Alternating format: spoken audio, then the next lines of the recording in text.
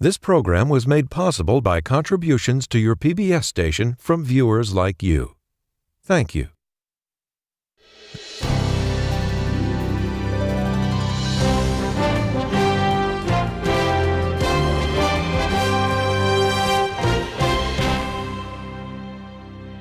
Good evening, I'm Judy Woodruff, and welcome to this PBS NewsHour special, live coverage of the January 6th hearings held by the House Select Committee investigating the attack on the U.S. Capitol. This is the 8th hearing in this series. We are expecting more hearings in the fall. Over the course of the past month and a half, the committee has made the case that former President Donald Trump and his allies knew that they had lost the election, but continued efforts to overturn it. The committee also laid out evidence that Mr. Trump encouraged supporters to come to Washington, and despite knowing that they were armed, urged them to storm the Capitol. Tonight's hearing is expected to focus on the 187 minutes from the time he left the rally on the morning of January 6th until he released his first video message asking his supporters to go home. The witnesses this evening are Matthew Pottinger, he's a member of the Trump National Security Council, and Sarah Matthews, a deputy press secretary in the administration. We are told that Democratic Representative Elaine Luria and Republican Adam Kinzinger will lead the questioning. Committee Chair Representative Benny Thompson recently tested positive for COVID-19. That was just this week, so he's going to be presiding over the hearing remotely, along with his co-chair, Congresswoman Liz Cheney. These are live pictures from the hearing room at the Capitol. Committee will be in order now.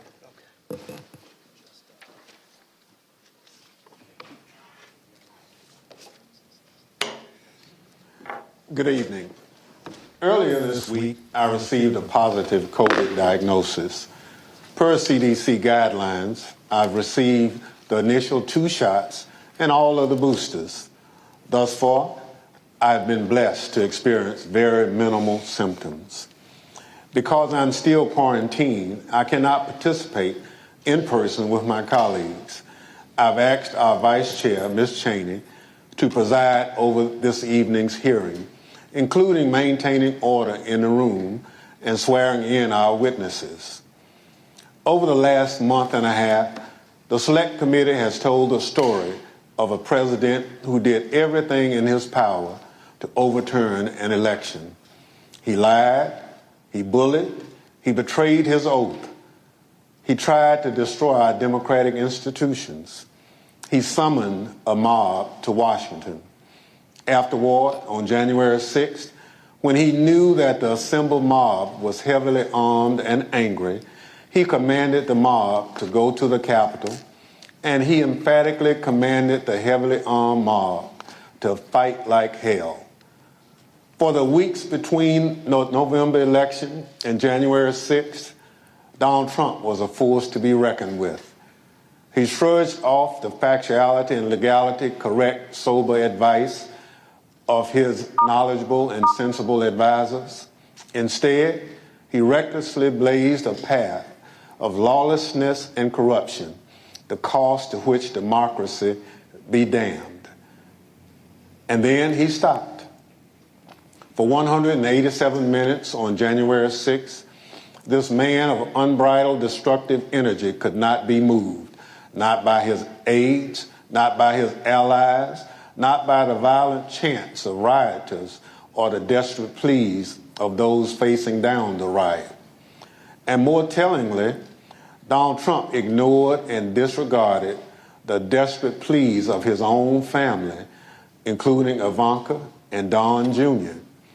Even though he was the only person in the world who could call off the mob he sent to the Capitol, he could not be moved to rise from his dining room table and walk the few steps down the White House hallway into the press briefing room where cameras were anxiously and desperately waiting to carry his message to the armed and violent mob savagely beating and killing law enforcement officers, revenging the Capitol, and hunting down the Vice President and various members of Congress. He could not be moved. This evening, my colleagues, Mr. Kinzinger of Illinois and Ms. Luria of Virginia will take you inside the White House during those 187 minutes. We also remind you of what was happening at the Capitol minute by minute as the final violent, tragic part of Donald Trump's scheme to cling to power unraveled while he ignored his advisors, stood by and watched it unfold on television. Let me offer a final thought about the Select Committee's work so far. As we've made clear throughout these hearings, our investigation goes forward. We continue to receive new information every day. We continue to hear from witnesses. We will reconvene in September to continue laying out our findings to the American people. But as that work goes forward, a number of facts are clear. There can be no doubt that there was a coordinated, multi-step effort to overturn an election overseen and directed by Donald Trump. There can be no doubt that he commanded a mob he knew was heavily armed, violent, and angry, to march on the Capitol to try to stop the peaceful transfer of power. And he made targets out of his own vice president and the lawmakers gathered to do the people's work. These facts have gone undisputed. And so there needs to be accountability. Accountability under the law. Accountability to the American people. Accountability at every level, from the local precincts in many states where Donald Trump and his allies attacked election workers for just doing their jobs, all the way up to the Oval Office, where Donald Trump embraced a legal advice of insurrectionists that a federal judge has already said was a coup in search of a legal theory. Our democracy withstood the attack on January 6th. If there's no accountability for January 6th, for every part of this scheme, I fear that we will not overcome the ongoing threat to our democracy. There must be stiff consequences for those responsible. Now I'll turn things over to our Vice Chair to start telling this story. Thank you, Mr. Chairman. Without objection, the presiding officer is authorized to declare the committee in recess at any point. Pursuant to House Deposition Authority Regulation 10, I announce that the committee has approved the release of the deposition material presented during today's hearing. And let me begin tonight by wishing Chairman Thompson a rapid recovery from COVID. He has expertly led us through 8 hearings so far, and he has brought us to the point we are today. In our initial hearing, the chairman and I described what ultimately became Donald Trump's 7-part plan to overturn the 2020 presidential election, a plan stretching from before Election Day through January 6th. At the close of today's hearing, our 9th, we will have addressed each element of that plan. But in the course of these hearings, we have received new evidence, and new witnesses have bravely stepped forward. Efforts to litigate and overcome immunity and executive privilege claims have been successful, and those continue. Doors have opened, new subpoenas have been issued, and the dam has begun to break. And now, even as we conduct our 9th hearing, we have considerably more to do. We have far more evidence to share with the American people and more to gather. So our committee will spend August pursuing emerging information on multiple fronts before convening further hearings this September. Today, we know far more about the president's plans and actions to overturn the election than almost all members of Congress did when President Trump was impeached on January 13th, 2021, or when he was tried by the Senate in February of that year. 57 of 100 senators voted to convict President Trump at that time, and more than 20 others said they were voting against conviction because the president's term had already expired. At the time, the Republican leader of the United States Senate said this about Donald Trump.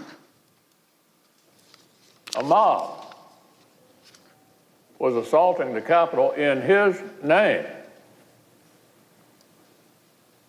These criminals were carrying his banners, hanging his flags, and screaming their loyalty to him. It was obvious that only President Trump could end this. He was the only one. Leader McConnell reached those conclusions based on what he knew then, without any of the much more detailed evidence you will see today. Lawlessness and violence began at the Capitol on January 6, 2021, before 1 p.m., and continued until well after darkness fell. What exactly was our Commander-in-Chief doing during the hours of violence? Today, we address precisely that issue. Everything you've heard in these hearings thus far will help you understand President Trump's motives during the violence. You already know Donald Trump's goal: to halt or delay Congress's official proceedings to count certified electoral votes.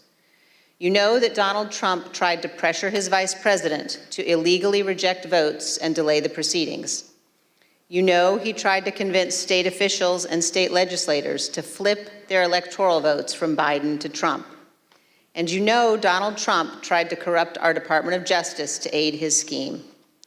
But by January 6th, none of that had worked. Only one thing was succeeding on the afternoon of January 6th. Only one thing was achieving President Trump's goal.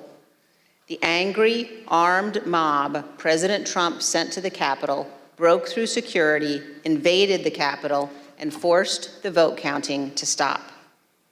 That mob was violent and destructive, and many came armed. As you will hear, Secret Service agents protecting the vice president were exceptionally concerned about his safety and their own. Republican leader Kevin McCarthy was scared, as were others in Congress, even those who themselves helped to provoke the violence. And as you will see today, Donald Trump's own White House counsel, his own White House staff, members of his own family, all implored him to immediately intervene to condemn the violence and instruct his supporters to stand down, leave the Capitol, and disperse. For multiple hours, he would not. Donald Trump would not get on the phone and order the military or law enforcement agencies to help. And for hours, Donald Trump chose not to answer the pleas from Congress, from his own party, and from all across our nation to do what his oath required. He refused to defend our nation and our Constitution. He refused to do what every American president must. In the days after January 6th, almost no one of any political party would defend President Trump's conduct, and no one should do so today. Thank you, and I now recognize the gentlewoman from Virginia. Thank you, Madam Vice Chair. Article 2 of our Constitution requires that the President swear a very specific oath every 4 years. Every President swears or affirms to faithfully execute the office of President of the United States, and to the best of their ability, preserve, protect, and defend the Constitution of the United States. The President also assumes the constitutional duty to take care that our nation's laws be faithfully executed, and is the Commander-in-Chief of our military. Our hearings have shown the many ways in which President Trump tried to stop the peaceful transfer of power in the days leading up to January 6th. With each step of his plan, he betrayed his oath of office and was derelict in his duty. Tonight, we will further examine President Trump's actions on the day of the attack on the Capitol. Early that afternoon, President Trump instructed tens of thousands of supporters at and near the Ellipse rally, a number of whom he knew were armed with various types of weapons, to march to the Capitol. After telling the crowd to march multiple times, he promised he would be with them and finished his remarks at 1:10 p.m. like this. We're going to walk down, and I'll be there with you. We're going to walk down we're going to walk down, anyone you want, but I think right here, we're going to walk down to the Capitol. So let's walk down Pennsylvania Avenue. By this time, the Vice President was in the Capitol. The joint session of Congress to certify Joe Biden's victory was underway, and the Proud Boys and other rioters had stormed through the first barriers and begun the attack. Radio communications from law enforcement informed Secret Service and those in the White House Situation Room of these developments in real time. At the direction of President Trump, thousands more rioters marched from the Ellipse to the Capitol, and they joined the attack. As you will see in great detail tonight, President Trump was being advised by nearly everyone to immediately instruct his supporters to leave the Capitol, disperse, and halt the violence. Virtually everyone told President Trump to condemn the violence in clear and unmistakable terms. And those on Capitol Hill and across the nation begged President Trump to help. But the former president chose not to do what all of those people begged. He refused to tell the mob to leave until 4:17, when he tweeted out a video statement filmed in the Rose Garden, ending with this. So go home. We love you. You're very special. You've seen what happens. You see the way others are treated that are so bad and so evil. I know how you feel. But go home and go home in peace. By that time, 2 pipe bombs had been found at locations near the Capitol, including where the Vice President-elect was conducting a meeting. Hours of hand-to-hand combat had seriously injured scores of law enforcement officers. The Capitol had been invaded, the electoral count had been halted as members were evacuated. Rioters took the floor of the Senate. They rifled through desks and broke into offices, and they nearly caught up to Vice President Pence. Guns were drawn on the House floor, and a rioter was shot attempting to infiltrate the chamber. We know that a number of rioters intended acts of physical violence against specific elected officials. We know virtually all the rioters were motivated by President Trump's rhetoric that the election had been stolen, and they felt they needed to take their country back.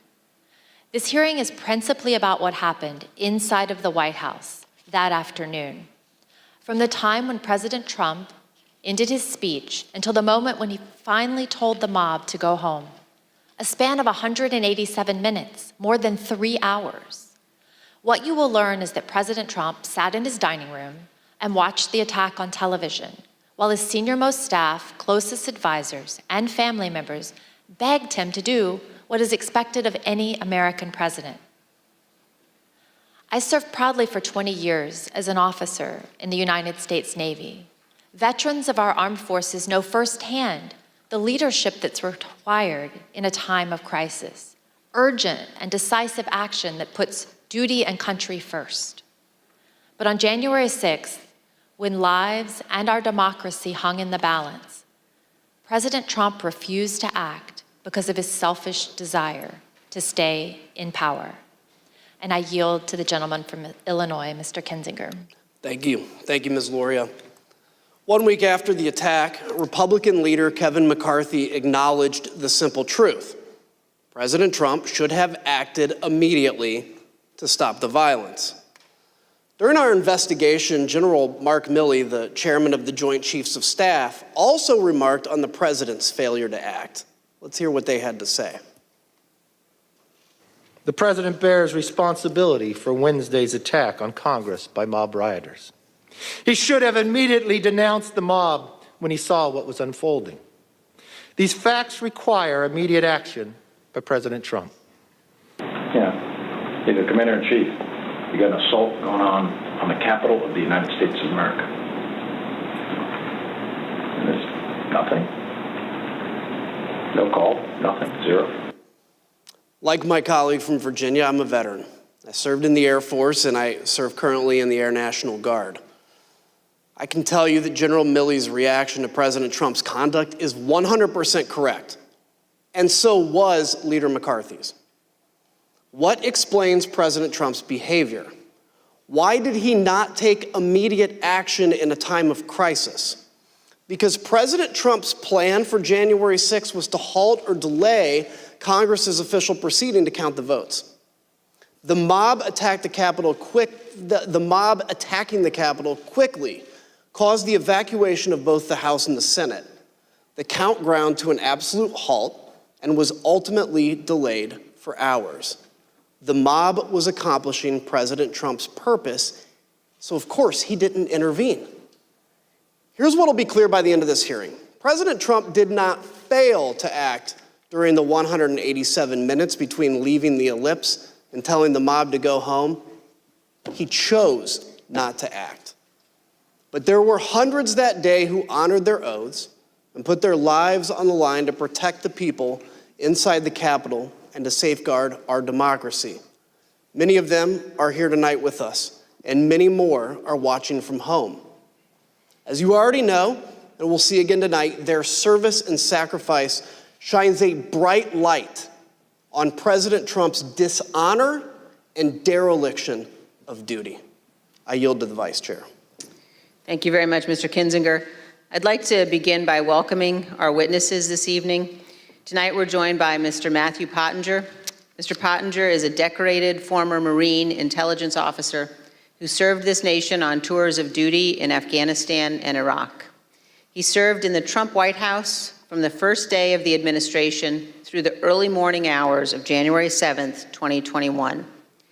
The last role in which he served in the White House was as Deputy National Security Advisor to the President of the United States. We're also joined by Sarah Matthews. Ms. Matthews started her career in communications, working on Capitol Hill, serving on the Republican staffs of several House committees. She then worked as Deputy Press Secretary for President Trump's re-election campaign before joining the Trump White House in June of 2020. She served there as Deputy Press Secretary and Special Assistant to the President until the evening of January 6th, 2021. I will now swear in our witnesses. The witnesses will please stand and raise their right hands. Do you swear or affirm under penalty of perjury that the testimony you are about to give is the truth, the whole truth, and nothing but the truth? So help you God. Thank you. You may be seated, and let the record reflect that the witnesses answered in the affirmative. Thank you both again for being here tonight. Mr. Pottinger, thank you for your service to the nation as well as for joining us this evening. Can you please briefly explain what your responsibilities were as Deputy National Security Advisor to the President? Thank you, Madam Vice Chair. When I started at the White House, I was a senior director for Asia on the National Security Council staff, so that was a job that involved helping coordinate the President's Asia policy. I supported the President when he met or interacted with Asian leaders. Later, 2019, I was promoted to the job of Deputy National Security Advisor. In that role, I was the chairman of the Deputies Committee. That's an NSC meeting of all of the deputy cabinet secretaries. We would settle important matters of national policy related to our national security, and we would also tee up options for the President and for his cabinet members. It was, I felt then, as I do now, that it was a privilege to serve in the White House. I'm also very proud of President Trump's foreign policy accomplishments. We were able to finally compete with China. We were also able to broker peace agreements between Israel and 3 Arab states. I mean, those are some examples of the types of policies that I think made our country safer. Thank you, Mr. Pottinger. And were you in the White House during the attack on the Capitol on January 6th? For most of the day I was in the White House, although when the President was speaking at the rally, I was actually off-site at a scheduled meeting with India's ambassador to the United States. The National Security Council staff was not involved in organizing the security for what was a domestic event, the rally, but I did return to the White House at roughly 2:30 p.m. Thank you, and I know my colleagues will have additional questions for you about that afternoon. Let me turn now to you, Ms. Matthews. How did you come to join President Trump's White House staff? Thank you, Madam Vice Chair. As you outlined, I am a lifelong Republican, and I joined the Trump re-election campaign in June of 2019. I was one of the first communications staffers actually on board for his re-election campaign. And during that time, I traveled all around the country and met Kayleigh McEnany, who was also working on his re-election campaign. I worked there for a year, and I formed a close relationship with Ms. McEnany, and she moved over to the White House in April of 2020 to start as White House press secretary, and she brought over a group of campaign staff with her, and so I joined her over at the White House in June of 2020 to start as her deputy. And were you, Ms. Matthews, at work in the White House on January 6th? Yes, I was working out of the West Wing that day. Thank you. And now I'd like to recognize the gentlewoman from Virginia and the gentleman from Illinois. Thank you, Madam Vice Chair. As you've seen in our prior hearings, President Trump summoned the mob to D.C. on January 6th. Before he went on stage, he knew some of them were armed and prepared for combat. During his speech, he implored them to march to the Capitol, as he had always planned to do. By the time he walked off the stage, his supporters had already breached the outer perimeter of the Capitol at the foot of Capitol Hill. Since our last hearings, we've received new testimony from a security professional working in the White House complex on January 6th, with access to relevant information and responsibility to report to national security officials. This security official told us that the White House was aware of multiple reports of weapons in the crowd that morning. We as a committee are cognizant of the fear of retribution expressed by certain national security witnesses who have come forward to tell the truth. We've therefore taken steps to protect this national security individual's identity. Listen to this clip from their testimony. What was the consistent message from the people about this idea of the president to walk to the Capitol? To be completely honest, we were all in a state of shock. Because why? Because it just, one, I think the actual physical feasibility of doing it, and then also we all knew what that implicated and what that meant, that this was no longer a rally, that this was going to move to something else if he physically walked to the Capitol. I don't know if you want to use the word insurrection, coup, whatever. We all knew that this would move from a normal, democratic, public event into something else. What was driving that sentiment, considering this part of it, the actual breach of the Capitol, hadn't happened yet? Why were we alarmed? Right. The president wanted to lead tens of thousands of people to the Capitol. I think that was enough grounds for us to be alarmed. Even though he understood many of his supporters were armed, the president was still adamant to go to the Capitol when he got off the stage at the Ellipse. But his Secret Service detail was equally determined to not let him go. That led to a heated argument with the detail that delayed the departure of the motorcade to the White House. We have evidence from multiple sources regarding an angry exchange in the presidential SUV, including testimony we will disclose today from two witnesses who confirmed that a confrontation occurred. The first witness is a former White House employee with national security responsibilities.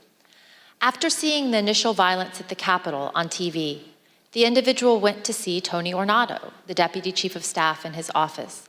Mr. Ornato was there with Bobby Engel, the president's lead Secret Service agent. This employee told us that Mr. Ornato said that the president was, quote, irate when Mr. Engel refused to drive him to the Capitol. Mr. Engel did not refute what Mr. Ornato said. The second witness is retired Sergeant Mark Robinson of the DC Police Department, who was assigned to the president's motorcade that day. He sat in the lead vehicle with a Secret Service agent responsible for the motorcade, also called the TS agent. Here's how Sergeant Robinson remembered the exchange. Was there any description of what was occurring in the car? No, the only description I received was that the president was upset and that was adamant about going to the Capitol, and there was a heated discussion about that. And when you say heated, is that your word or is that the word that was described by the TS agent? No, word described by the TS agent, meaning that the president was upset, and he was saying there was a heated argument or discussion about going to the Capitol. About how many times would you say you've been part of that motorcade with the president? Probably over 100 times. And in that 100 times, have you ever witnessed another discussion of an argument or heated discussion with the president where the president was contradicting where he was supposed to go or what the Secret Service believed was safe? No. Like other witnesses, Sergeant Robinson also testified that he was aware that individuals in the crowd were armed. Yes, I believe he was on special events channel, and I was monitoring the traffic, and so I can hear some of the units pointing out to individuals that there were individuals along Constitution Avenue that were armed, that were up in the trees, and I can hear the units responding to those individuals. And so there's always a concern when there's a protest in the area. And like other witnesses, Sergeant Robinson told us that the president still wanted to travel to the Capitol, even after returning to the White House. So at the end of the speech, what was the plan supposed to be? So at the end of the speech, we do know that while inside the limo, the president was still adamant about going to the Capitol. That's being relayed to me by the TS agent. And so we did part the ellipse and we responded back to the White House. However, the motorcade, the protest motorcade was placed on standby. And so we were told to stand by on West Exec until they confirmed whether or not the president was going to go to the Capitol. And so I may have waited, I would just estimate maybe 45 minutes to an hour, waiting for Secret Service to make that decision. The motorcade waited at the White House for more than 45 minutes before being released. The committee is also aware that accounts of the angry confrontation in the presidential SUV have circulated widely among the Secret Service since January 6th. Recent disclosures have also caused the committee to subpoena yet further information from the Secret Service, which we've begun to receive and will continue to assess.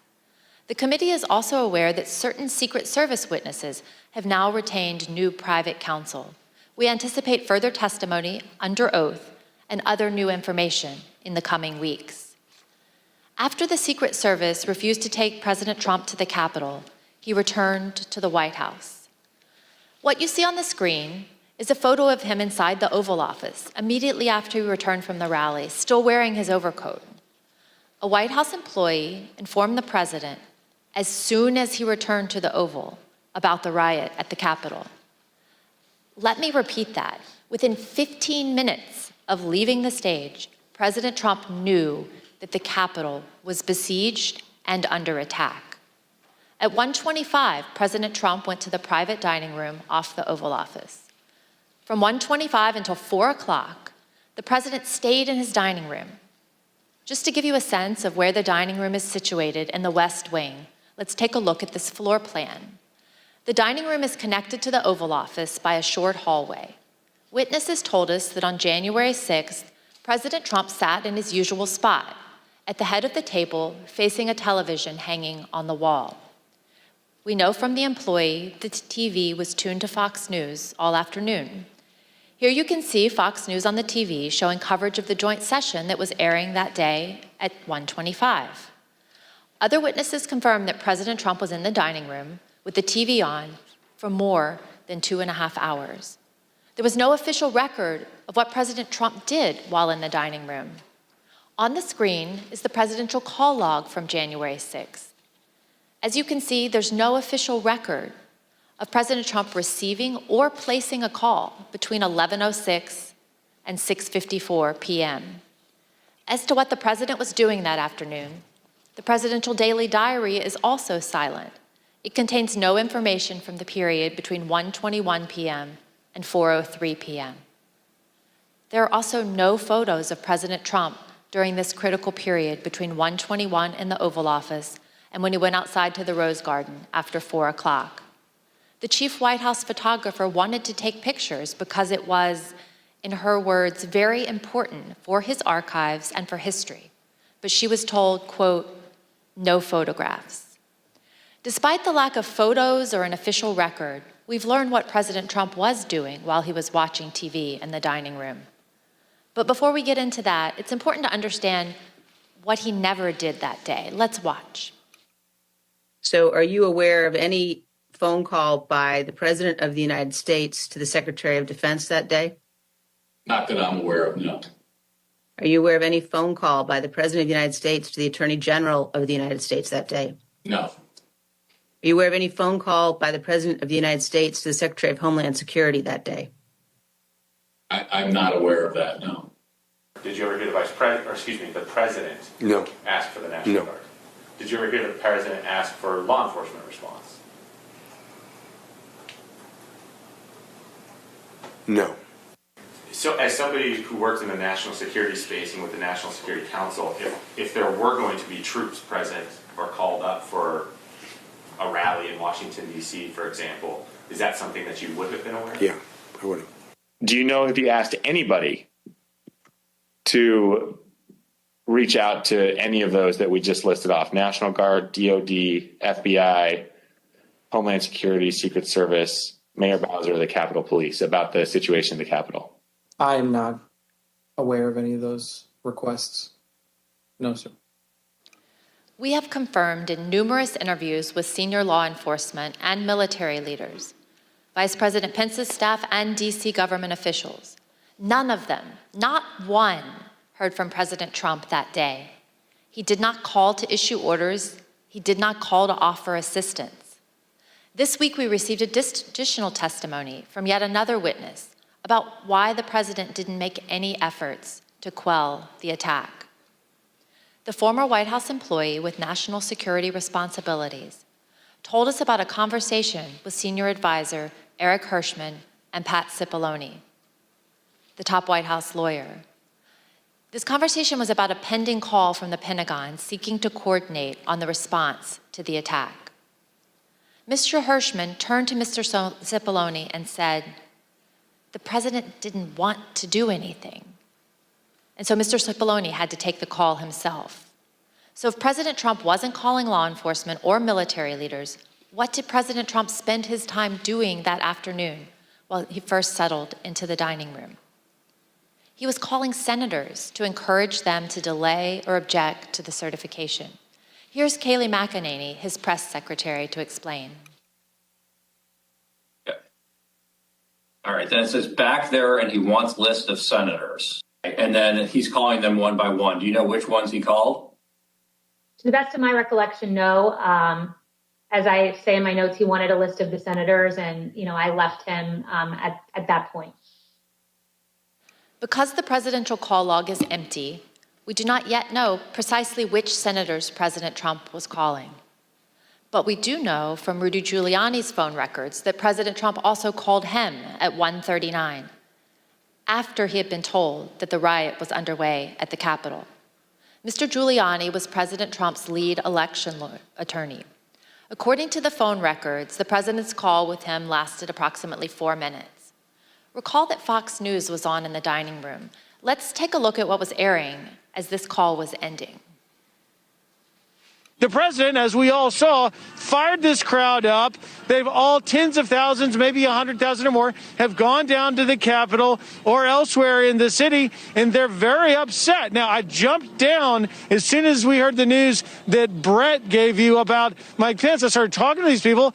I said, what do you think? One woman, an Air Force veteran from Missouri, said she was, quote, disgusted to hear that news and that it was his duty to do something. And I told her, I said, there's nothing in the Constitution unilaterally that Vice President Pence could do. She said, that doesn't matter. He should have fought for Trump.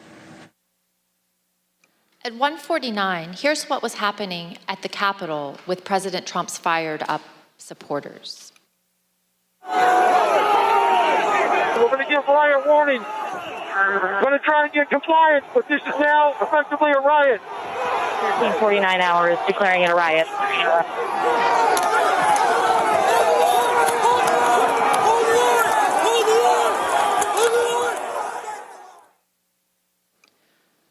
What did President Trump do at 1:49 as the DC police at the same time were declaring a riot at the Capitol? As you can see on the screen, he tweeted out a link to the recording of his ellipse speech. This was the same speech in which he knowingly sent an armed mob to the Capitol. But President Trump made no comment about the lawlessness and the violence. I yield to the gentleman from Illinois. The next action President Trump took was to tweet at 2:24 p.m. What happened during the 35 minutes between his last tweet at 1:49 and 2:24? His staff repeatedly came into the room to see him and plead that he make a strong public statement condemning the violence and instructing the mob to leave the Capitol. He did not relent until after 4 o'clock when he went out to go to the Rose Garden to film his now infamous go home message. Pat Cipollone was a top White House lawyer. Here's what he told us about his reaction to seeing the violence and his advice throughout the afternoon. When did you first realize that there was actual violence or rioting? I first realized that it may have been on television, or it may have been Tony, or it may have been Bill. But I found out that people were, they weren't in the Capitol yet, but they were, and then I started watching it, and, then I was aware. What specifically did you think needed to be done? I think I was pretty clear there needed to be an immediate and forceful response statement, public statement, that people need to leave the Capitol now. My question is exactly that. That it sounds like you, from the very onset of violence at the Capitol, right around 2 o'clock, were pushing for a strong statement that people should leave the Capitol. Is that right? I was, and others were as well. Okay. Pat, you said that you expressed your opinion forcefully. Could you tell us exactly how you did that? Yeah, I can't, don't have, I have to, on the privilege issue, I can't talk about conversations with the president, but I can generically say that I said, people need to be told, there needs to be a public announcement fast that they need to leave the Capitol. And Pat, could you let us know approximately when you said that? Approximately when? Almost immediately after I found out people were getting into the Capitol or approaching the Capitol in a way that was violent. Do you remember any discussion with Mark Meadows with respect to his view that the president didn't want to do anything, was somehow resistant to wanting to say something along the lines that you suggest? And it's not just to be clear, many people suggested it. Not just me. Many people felt the same way. I'm sure I had conversations with Mark about this during the course of the day and expressed my opinion very forcefully that this needs to be done. So your advice was tell people to leave the Capitol, and it took over 2 hours when there were subsequent statements made, tweets put forth that in your view were insufficient. Did you continue, Mr. Cipollone, throughout the period of time up until 4/17, continue, you and others, to push for a stronger statement? Yes. Were you joined in that effort by Ivanka Trump? Yes. By Eric Hershey? Yes. By Mark Meadows? Yes. White House counsel's office wanted there to be a strong statement out to condemn the rioters. I'm confident in that. I'm confident that Ivanka Trump wanted there to be a strong statement to condemn the rioters. I don't know the private conversation she had with Mr. Trump, but I remember when she came to the office one time with White House counsel's office, when she came to the chief of staff's office with White House counsel's office, she was talking about the speech later that day and trying to get her dad on board with saying something that was more direct than he had wanted to at the time and throughout the afternoon. And I think Mark also I remember him getting Ivanka involved because it's like, get Ivanka down here because he thought that would be important. I don't think Jared was there in the morning, but I think he came later. I remember thinking it was important to get him in there too. And of course, Pat Philbin, was expressing the same things. I mean, Pat Philbin, was very, as I said, I don't think there was one of these meetings where there might have been, but for the most part, I remember that both of us going down together, going back, getting on phone calls. He was also very clearly expressing this view. Pat Cipollone and Cassidy Hutchinson, an aide to Chief of Staff Mark Meadows, also told us about the Hang Mike Pence chants. As you will see, Mr. Cipollone recalled conversations about those chants in the West Wing, but he relied on executive privilege to maintain confidentiality over his and others' direct communications with the president. Although Mr. Cipollone was unwilling to provide more detail, Ms. Hutchison provided more explicit information, filling in those blanks. See that for yourself. It wasn't until Mark hung up the phone, handed it back to me. I went back to my desk. A couple minutes later, him and Pat came back, possibly Eric Hirschman too. I'm pretty sure Eric Hirschman was there. But I'm confident it was Pat that was there. I remember Pat saying something to the effect of, Mark, we need to do something more. They're literally calling for the vice president to be effing hung.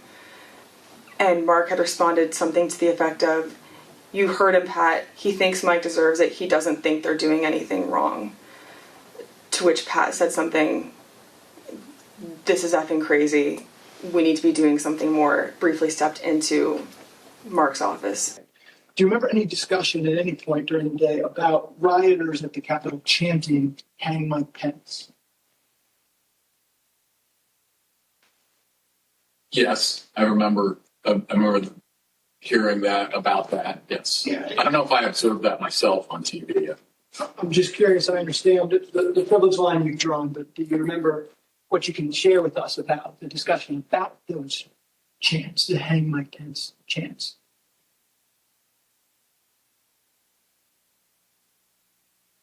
I can tell you my view of that. Yeah, please. My view of that is outrageous. And for anyone to suggest such a thing as the Vice President of the United States, for people in that crowd to be chanting that, I thought it was terrible. I thought it was outrageous and wrong. And I expressed that very clearly. With respect to your conversations with Mr. Meadows, though, did you specifically raise a concern over the Vice President with him, and how did he respond?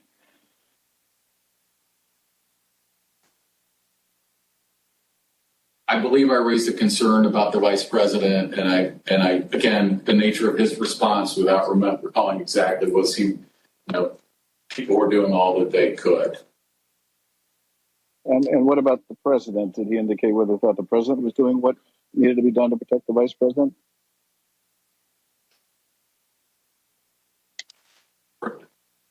Yeah, just sir. That question. For yeah. Okay. I'm being sharp on. I see. In addition, Mr. Cipollone testified that it would have been feasible, as commentators on television were suggesting, for President Trump to immediately appear at the podium in the press room to address the nation. Would it have been possible at any moment for the president to walk down to the podium in the briefing room and talk to the nation at any time between when you first gave him that advice at 2 o'clock and 4:17 when the video statement went? Would that have been possible? Would it have been possible? Yes. Yes, it would have been possible. We just heard Mr. Cipollone say that President Trump could have gone to the press briefing room to issue a statement at any moment. To give you a sense of just how easy that would have been, let's take a look at a map of the West Wing. As we saw earlier, the president's private dining room is at the bottom of the map. The press briefing room is at the top, highlighted in blue, And the Rose Garden, where the president ultimately filmed his go home video, is on the right next to the Oval Office, and that's highlighted in green. Ms. Matthews, how quickly could the president have gotten on camera in the press briefing room to deliver a statement to the nation? So as you outlined, it would take probably less than 60 seconds from the Oval Office dining room over to the press briefing room. And for folks that might not know, the briefing room is the room that you see the White House press secretary do briefings from, with the podium and the blue backdrop. And there's a camera that is on in there at all times. And so if the president had wanted to make a statement and address the American people, he could have been on camera almost instantly. And conversely, the White House press corps has offices that are located directly behind the briefing room. And so if he had wanted to make an address from the Oval Office, we could have assembled the White House press corps probably in a matter of minutes to get them into the Oval for him to do an on-camera address. Thank you. Other witnesses have given us their views on that question. For example, General Keith Kellogg told us that some staff were concerned that a live appearance by the president at the microphones at that moment could actually make matters worse.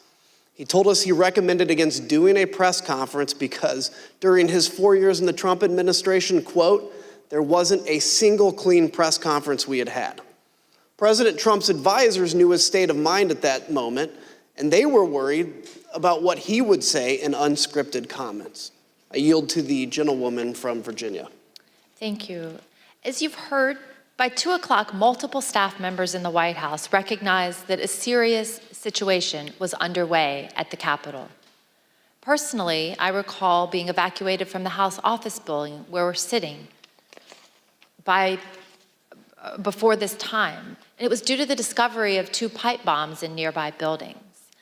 Ms. Matthews, around the same time, you were watching the violence unfold on television and social media with colleagues, including with Ben Williamson, a senior aide to Mark Meadows and the acting director of communications. You told us that before President Trump sent his next tweet at 2:24, Mr. Williamson got up to go see Mr. Meadows, and you got up to go see Kayleigh McEnany. Why did you both do that? So Ben and I were watching the coverage unfold from one of the offices in the West Wing, and we both recognized that the situation was escalating, and it was escalating quickly, and that the president needed to be out there immediately to tell these people to go home and condemn the violence that we were seeing. So I told him that I was going to make that recommendation to Kayleigh, and he said he was going to make the same recommendation to the Chief of Staff, Mark Meadows. Thank you. And one of your colleagues in the press office, Judd Deere, told us he also went to see Ms. McEnany at that time. Let's hear what he said about this critical period of time, right as the rioters were getting into the Capitol. And why did you think it was necessary to say something? Well, I mean, it appears that individuals are storming the U.S. Capitol building. They also appear to be supporters of Donald Trump who may have been in attendance at the rally. We're going to need to say something. And did you have a view as to what should be said by the White House?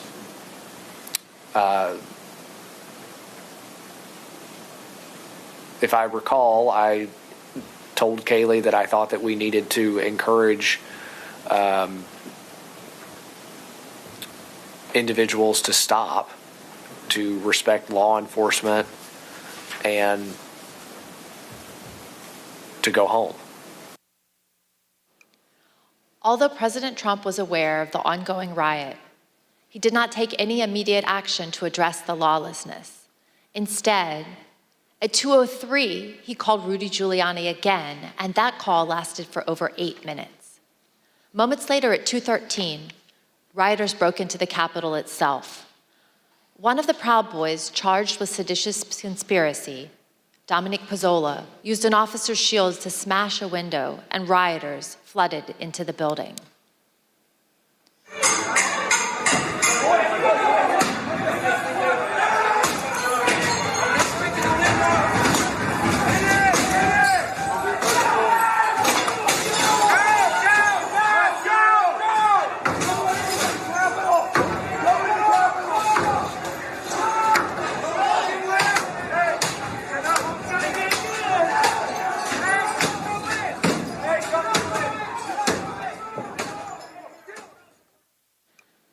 As rioters were entering the building, the Secret Service held Vice President Pence in his office right off the Senate chamber for 13 minutes as they worked to clear a safe path to a secure location.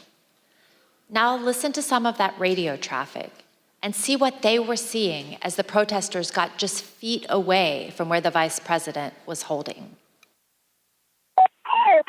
Hold! They can't get the building! Hold! Or that door up. If we're moving, we need to move now. Copy. If we lose any more time, we may lose the ability to leave. So if we're going to leave, we need to do it now. They've gained access to the second floor, and I've got public about 5 feet from me down here below. Okay, copy. They are on the second floor, moving in now. We may want to consider getting out and leaving now. Copy. Will we encounter the people once we make our way? Repeat. Encounter any individuals if we made our way to the. There's 6 officers between us and the people that are 5 to 10 feet away from me. Stand by. I'm going down to evaluate. Go ahead. We have a clear shot if we move quickly. We got smoke downstairs set by unknown smoke set downstairs by the protesters.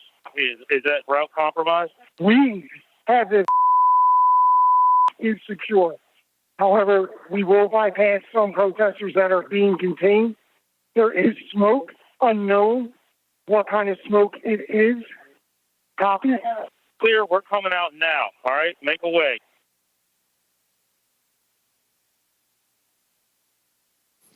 The President's National Security Council staff was listening to these developments and tracking them in real time. On the screen, you can see excerpts from the chat logs among the President's National Security Council staff. At 2:13, the staff learned that the rioters were kicking in the windows at the Capitol. 3 minutes later, the staff said the Vice President was being pulled, which meant agents evacuated him from the Senate floor. At 2:24, the staff noted that the Secret Service agents at the Capitol did not, quote, sound good right now.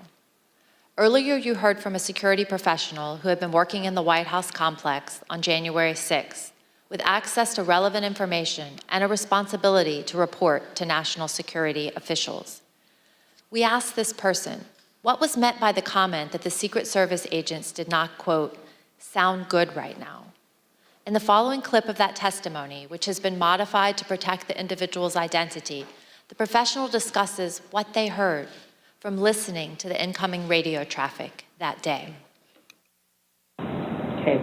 That last entry in this page of service, the Capitol does not sound good right now. Correct. What does that mean?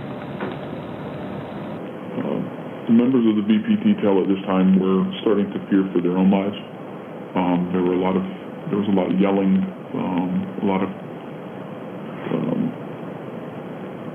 lot of very personal calls over the radio. So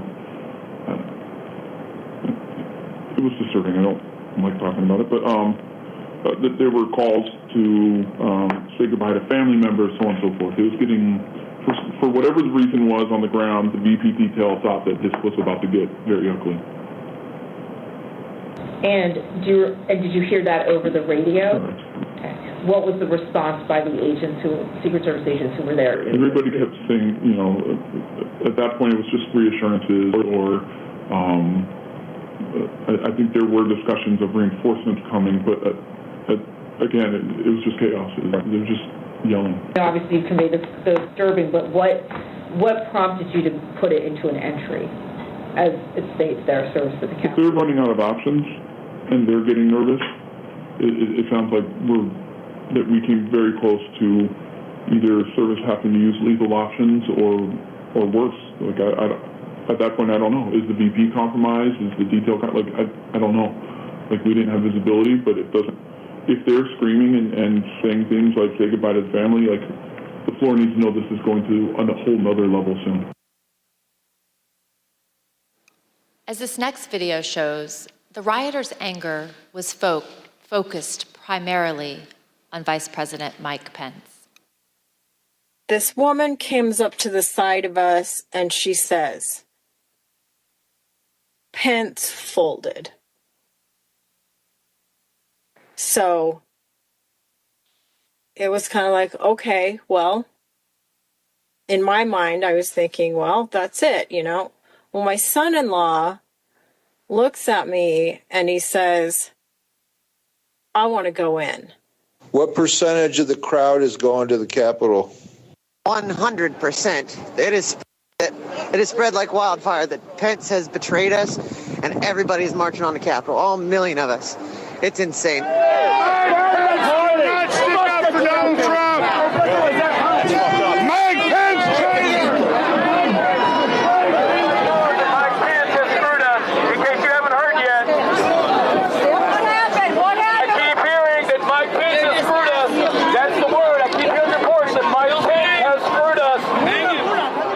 Did people appear angry as you were walking to the Capitol? Yeah, a lot of people seem like they're very upset. Tell us some of the things they were saying, if you recall. Oh, they were saying all types. You know, people were screaming all types of stuff. They were mad that Vice President Pence was going to accept the electorals. I mean, it was a little. If you could think it up, you were hearing it. I believe that Vice President Pence was going to certify the electoral votes or not certify them, but I guess that's just changed, correct? And it's a very big disappointment. I think there's several 100,000 people here that are very disappointed. President Trump did not try to calm his thousands of disappointed supporters. Instead, at almost the same moment violence was getting completely out of hand, Donald Trump sent his 224 tweet. The president said, Mike Pence didn't have the courage to do what should have been done to protect our country and our Constitution. Despite knowing the Capitol had been breached and the mob was in the building, President Trump called Mike Pence a coward and placed all the blame on him for not stopping the certification. He put a target on his own vice president's back. Mr. Pottinger and Ms. Matthews, when we ask you about your reaction to seeing the 224 tweet in real time, you both used the same imagery to describe it. President Trump was adding fuel to the fire. Mr. Pottinger, you made the decision to resign after seeing this tweet. Can you please tell us why? Yes. So that was pretty soon after or shortly before I'd gotten back to the White House. I'd come from off-site. I began to see for the first time those images on TV of the chaos that was unfolding at the Capitol. One of my aides handed me a sheet of paper that contained the tweet that you just read. I read it and was quite disturbed by it.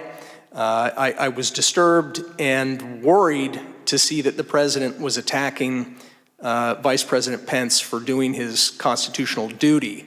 So the tweet looked to me like the opposite of what we really needed at that moment, which was a de-escalation.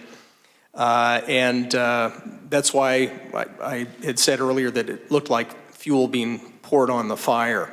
So that was the moment that I decided that I was going to resign, that would be my last day at the White House. I simply didn't want to be associated with the events that were unfolding on the Capitol. Thank you. And Ms. Matthews, what was your reaction to the president's tweet about Vice President Pence? So it was obvious that the situation at the Capitol was violent and escalating quickly. And so I thought that the tweet about the vice president was the last thing that was needed in that moment. And I remember thinking that this was going to be bad for him to tweet this because it was essentially him giving the green light to these people, telling them that what they were doing at the steps of the Capitol and entering the Capitol was okay, that they were justified in their anger. And he shouldn't have been doing that. He should have been telling these people to go home and to leave and to condemn the violence that we were seeing. And I'm someone who has worked with him. I worked on the campaign, traveled all around the country, going to countless rallies with him. And I've seen the impact that his words have on his supporters. They truly latch on to every word and every tweet that he says. And so I think that in that moment, for him to tweet out the message about Mike Pence, it was him pouring gasoline on the fire and making it much worse. Thank you both. And let's watch what others also told us about their reactions to this tweet. I don't remember when exactly I heard about that tweet, but my reaction to it is that's a terrible tweet, and I disagreed with the sentiment, and I thought it was wrong. What was your reaction when you saw that tweet? Extremely unhelpful. Why?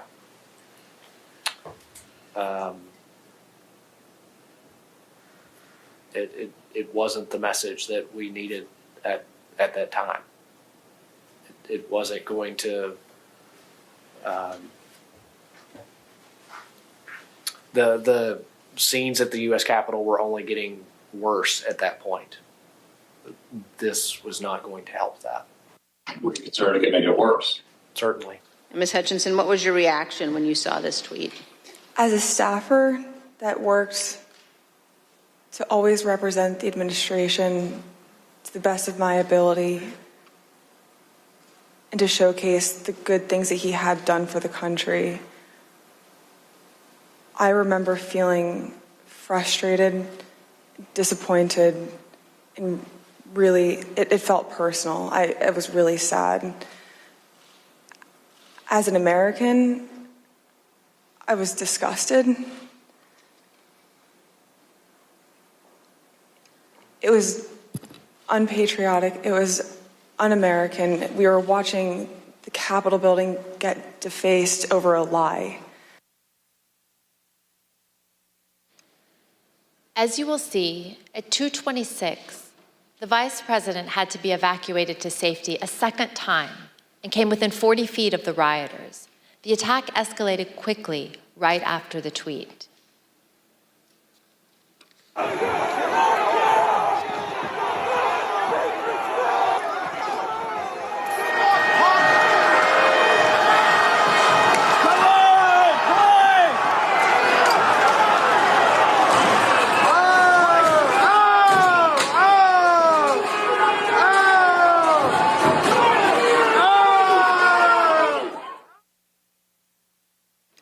During this chaos, what did President Trump do at that point? He went back to calling senators to try to further delay the electoral count.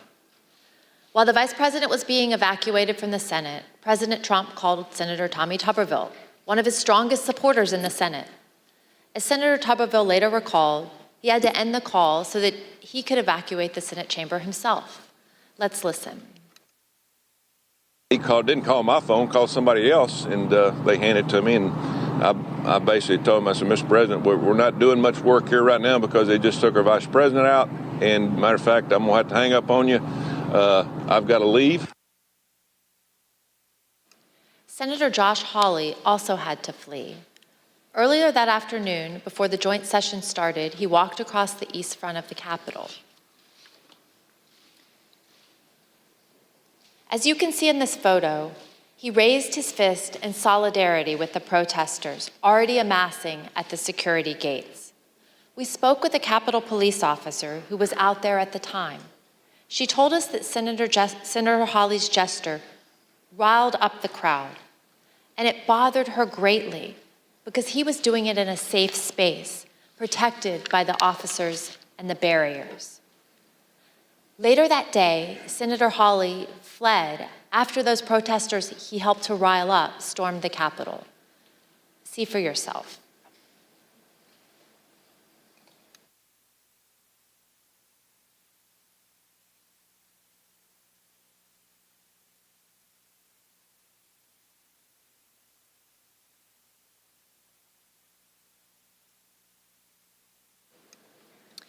Think about what we've seen. Undeniable violence at the Capitol. The Vice President being evacuated to safety by the Secret Service. Senators running through the hallways of the Senate to get away from the mob. As the Commander-in-Chief, President Trump was oath and duty bound to protect the Capitol. His senior staff understood that. Do you believe, Jared, that the president has an obligation to ensure a peaceful transfer of power? Yes. And do you think the president has an obligation to defend all three branches of our government? I believe so. And I assume you also would agree the president has a particular obligation to take care that the laws be faithfully executed. That is one of the president's obligations, correct? No, I mean, I asked what his duty is. Well, I mean, there's a constitutional duty. What he has, he's the commander in chief, and that was that was my biggest issue with him as national security advisor. Rather than uphold his duty to the Constitution, President Trump allowed the mob to achieve the delay that he hoped would keep him in power. I reserve. The gentlewoman reserves. I request that those in the hearing room remain seated until the Capitol Police have escorted members and witnesses from the room. I now declare the committee in recess for a period of approximately 10 minutes.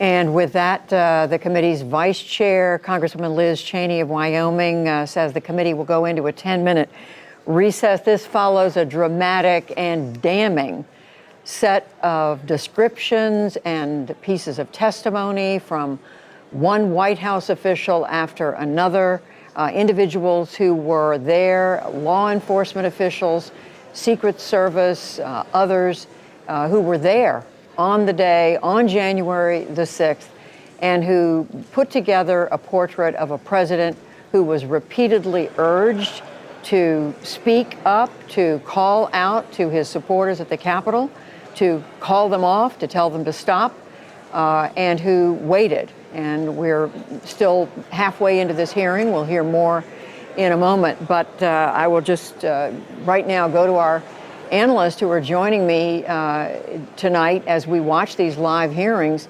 These are some of the most damning descriptions we have heard of the actions of the president, former President Trump, on January 6th as the riot and the attack on the Capitol was taking place. Joining me are Mary McCord, director of the Institute for Constitutional Advocacy and Protection. She's a former Justice Department official. Jamil Jaffer, he's a law professor at George Mason University, former associate counsel to President George W. Bush. And Evie Pompora, she is a former Secret Service agent. Mary McCord, I'm going to come to you. I mean, both you and I have been sitting here just reacting, catching our breath as we listened to the description of Secret Service agents protecting then Vice President Pence, who were worried about whether they were going to survive. It's pretty alarming. It shows just exactly how dire the situation was. And I think the other thing that's been just so remarkable about the hearing so far is that, you know, the showing that President Trump, including with that digital diagram of the White House, was sitting in the dining room watching on TV, and we all know the TV was playing, Fox and everyone else was playing the footage all day. He knew exactly what was happening and waited and waited and waited. And I believe it was either Chairman Thompson or Representative Cheney at the top of the hearing said, you know, his delay was purposeful. He needed to delay in the hopes that actually the counting of electoral votes would be halted. And when they weren't halted and when the attack began and Mike Pence didn't do what the president wanted him to, he issued the tweet that then made things even worse. That made things when he said Mike Pence didn't have the courage to do what was necessary.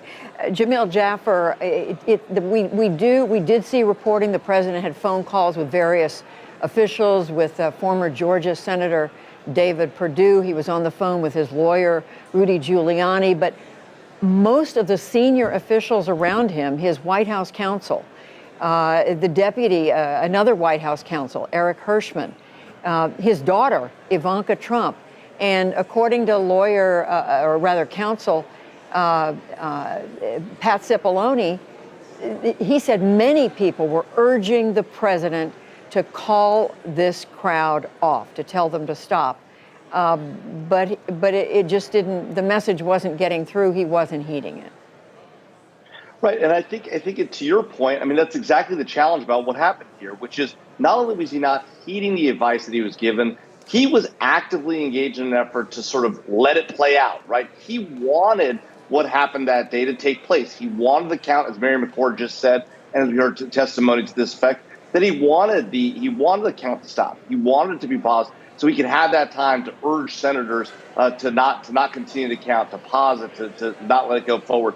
And so what we see here is a president not derelict in his duties because he was distracted by what was going on, but he actually wanted what happened to take place, that took place. He wanted to play out that way.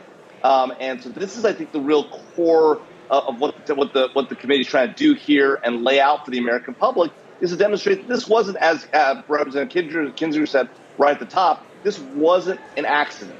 This wasn't a president who just didn't get around to doing what he needed to do. It was a president who actively was seeking to allow this thing to play out, to allow the delay to happen, to allow the Capitol to be under attack so that the count will be delayed, which ultimately was his goal. And It's deeply Evie, troubling, obviously. excuse me, I didn't mean to interrupt Jamil Jaffer. Thank you, but Evie Poumpouras, you're also joining us, former Secret Service agent. What were you thinking as you heard the description of what the agents protecting then Vice President Pence were saying to each other in their radio traffic as they tried to figure out if there was a safe way to get Mr. Pence to safety? So when you're hearing the comms, which is the communication, which is imperative, as I'm hearing them play out, I close my eyes and I'm listening to what they're saying. You can hear it in their voices, right? You can hear that anxiousness, and they're really trying to figure out, can we get them out? How close are these people?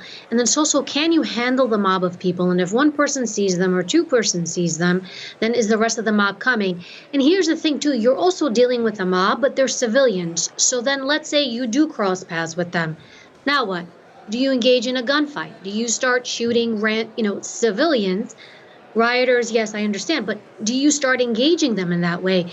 When you're doing protection, you have a protective detail. That is the team that's around you. So Vice President Pence has his protective detail. An extension of that is Capitol Police. Capitol Police provide support. So there you have another extra set of security. But that's been breached. And Capitol Police now at that point, you can't radio them for help. You can't get backup. There's nobody coming to get you. So a lot of these security measures that I would check off in my head, okay, do I have this? Do I have this? Do I have this? You've lost all of that. All they really had is hold.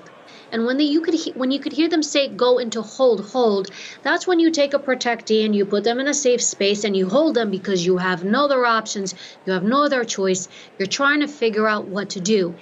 It's not a great solution because, as we can see, they're on hold, and then they're not that far from the rioters. They're not in a safe enough place. There's not enough distance and space.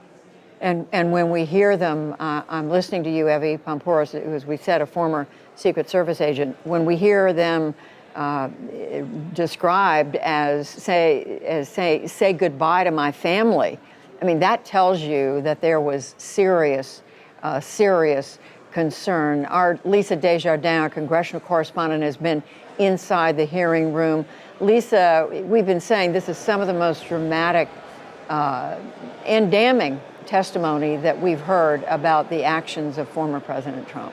I know. I'm going to keep my comments brief, Judy, because they're telling me that I need to get back into the room. They keep the room closed. We are not really allowed to go back in after the hearing starts back up. But I want to add a couple notes. They've added a row of seats. This is the largest number of people I've seen in any of the hearings so far. There is at least a full row of members of Congress. I've seen especially women members of Congress there supporting each other, having some emotional reactions, as you might expect through this. I will also say there isn't a lot here that's been new yet. But clearly what the committee is trying to do is crystallize this timeline and what the president was or was not doing. Yes, crystallize a timeline. And Lisa, we don't want you to miss the opportunity to go back into the hearing room, so we will let you do that. But I have to say, for me, it was new hearing the description of the traffic, the audio traffic, or the radio traffic, I should say, among the vice president's security detail, former vice president. And I think Lisa Desjardins has gone back into the hearing room where we want her to be when the hearing resumes in just a matter of a few minutes. Mary McCord, let me come to you. I mean, the committee has said, and I should say, we were given a transcript of what the committee, a script of what the committee was planning to say, to fold, to let unfold tonight, which is a reminder of just how organized and careful this committee has been in planning these public hearings. It's been remarkable since the beginning, so well orchestrated between the presentations of by the members themselves, the witnesses' presentations, and then interspersing that with video clips, whether it's from depositions or from the day itself. As a former prosecutor who's tried cases in front of a jury, and mind you, this is not in front of a jury, this is a House Select Committee hearing, but it's really here the jury is the American people. I mean, this is the kind of presentation that you just rarely see, so forceful and well put together. And, there are critics, I heard just even on my way to the studio tonight, saying, well, it's so one-sided. But let's not forget, the proposal originally was for an independent commission. The proposal has been for bipartisan. And so to now criticize that this is one-sided, and I would say I think it's quite balanced, but to say it's one-sided is really just for, revisionist history about how we came to this spot. No, it's no question. That's a very good point that you make. Originally, there was a proposal to have an independent commission that was voted down or rejected, we should say, by Republicans. And then they came up with this entity, if you will. It was to be a bipartisan committee, but at some point, the Republican leadership in the House, well, we know Kevin McCarthy, who was the minority leader, said he would not have any Republicans that he endorsed participate because all of his choices couldn't join. Just quickly, Jamil Jaffer, I'm thinking of the description we've heard of what the security people around the White House were hearing about how serious things were getting at the Capitol. And I guess the question is how much of that was being conveyed to the president himself.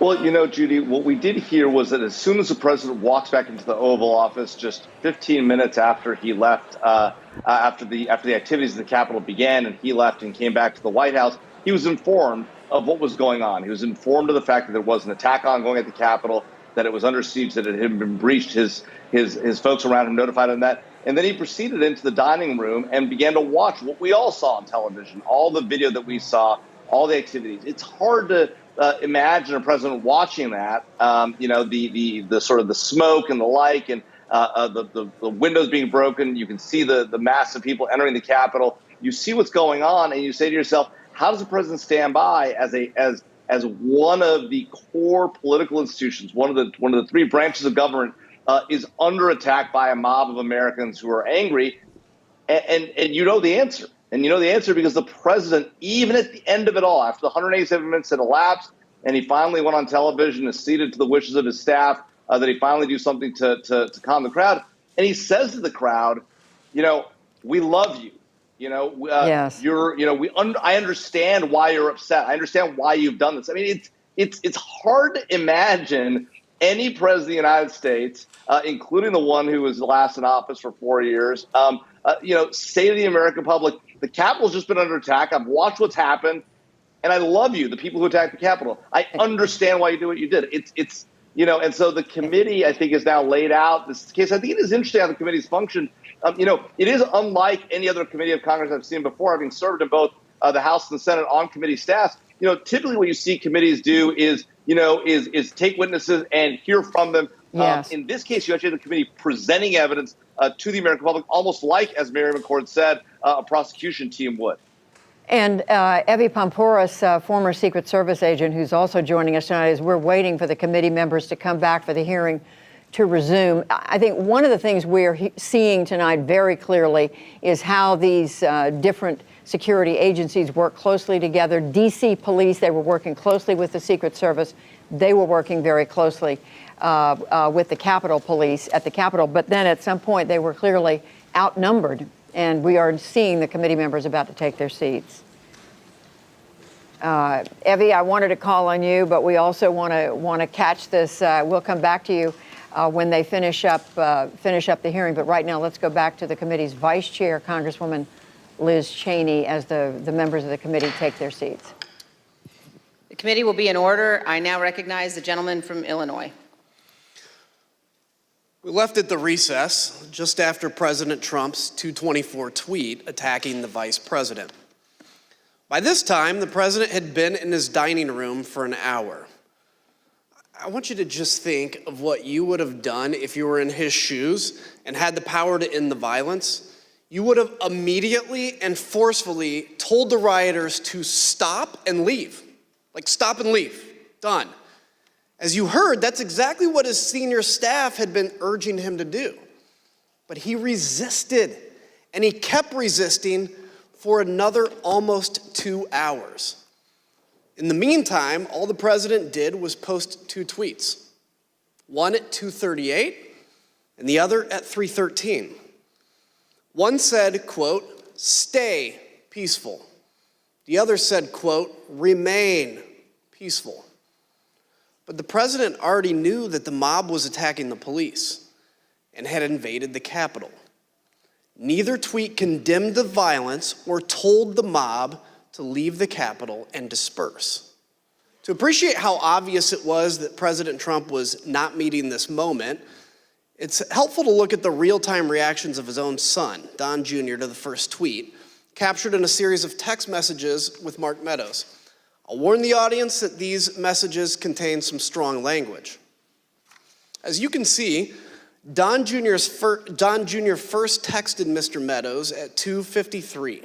He wrote, "He's got to condemn this shit ASAP. The Capitol Police tweet is not enough." Mr. Meadows replied, "I am pushing it hard. I agree." Don Jr. responded, "This is one you go to the mattresses on. They will try to fuck his entire legacy if it gets worse." Here's what Don Jr. told us he meant by go to the mattresses. At 2:58, when you say that that Mr. Meadows needs to go to the mattresses on this issue, when you say go to the mattresses, what does that mean? It's just a reference for going all in. I think it's a Godfather reference. Sean Hannity agreed, and he also turned to Mark Meadows for help after the president's second tweet. As you can see, Mr. Hannity texted at 3:31 to say Trump needed to deliver a statement to the nation telling the rioters to leave the Capitol. Mr. Meadows responded that he was, quote, on it. Don Jr. and Sean Hannity were not the only ones who implored Mr. Meadows to get the president to speak to the nation and tell the mob to leave, to go home, go home. Throughout the attack, Mr. Meadows received texts from Republican members of Congress, from current and former Trump administration officials, from media personalities, and from friends. Like President Trump's staff, they knew President Trump had to speak publicly to get the mob to stop. Let's look at just a few of these text messages. Fox News personality Laura Ingraham said, "The president needs to tell the people in the Capitol to go home." Former Chief of Staff Mick Mulvaney urged Mark, he needs to stop this now. Fox News personality Brian Kilmeade said, "Please get him on TV, destroying everything that you guys have accomplished." When we interviewed White House counsel Pat Cipollone, he told us that he knew the president's 2 tweets were not enough. Let's listen to what he said. I think the question is, did you believe that the tweets were not anything about your advice to the president?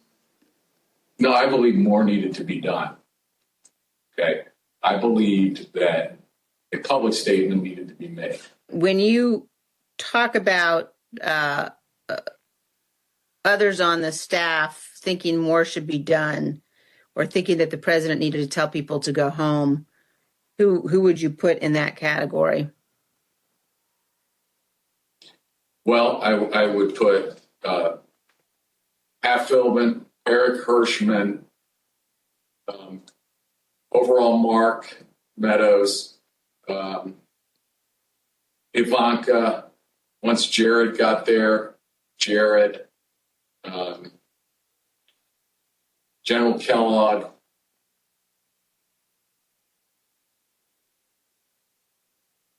probably missing some, but those, Kaylee, I think was there, but I don't, Dan Scavino. And who on the staff did not want people to leave the Capitol? On the staff? In the White House, how about? I can't think of anybody, on that day who didn't want people to get out of the Capitol particularly once the violence started. No. I mean,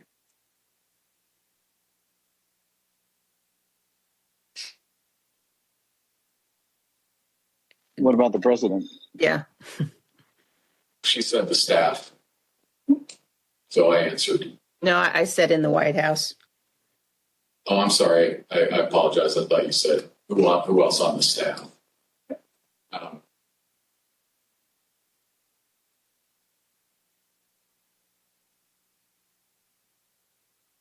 I can't reveal communications, but obviously I think, yeah.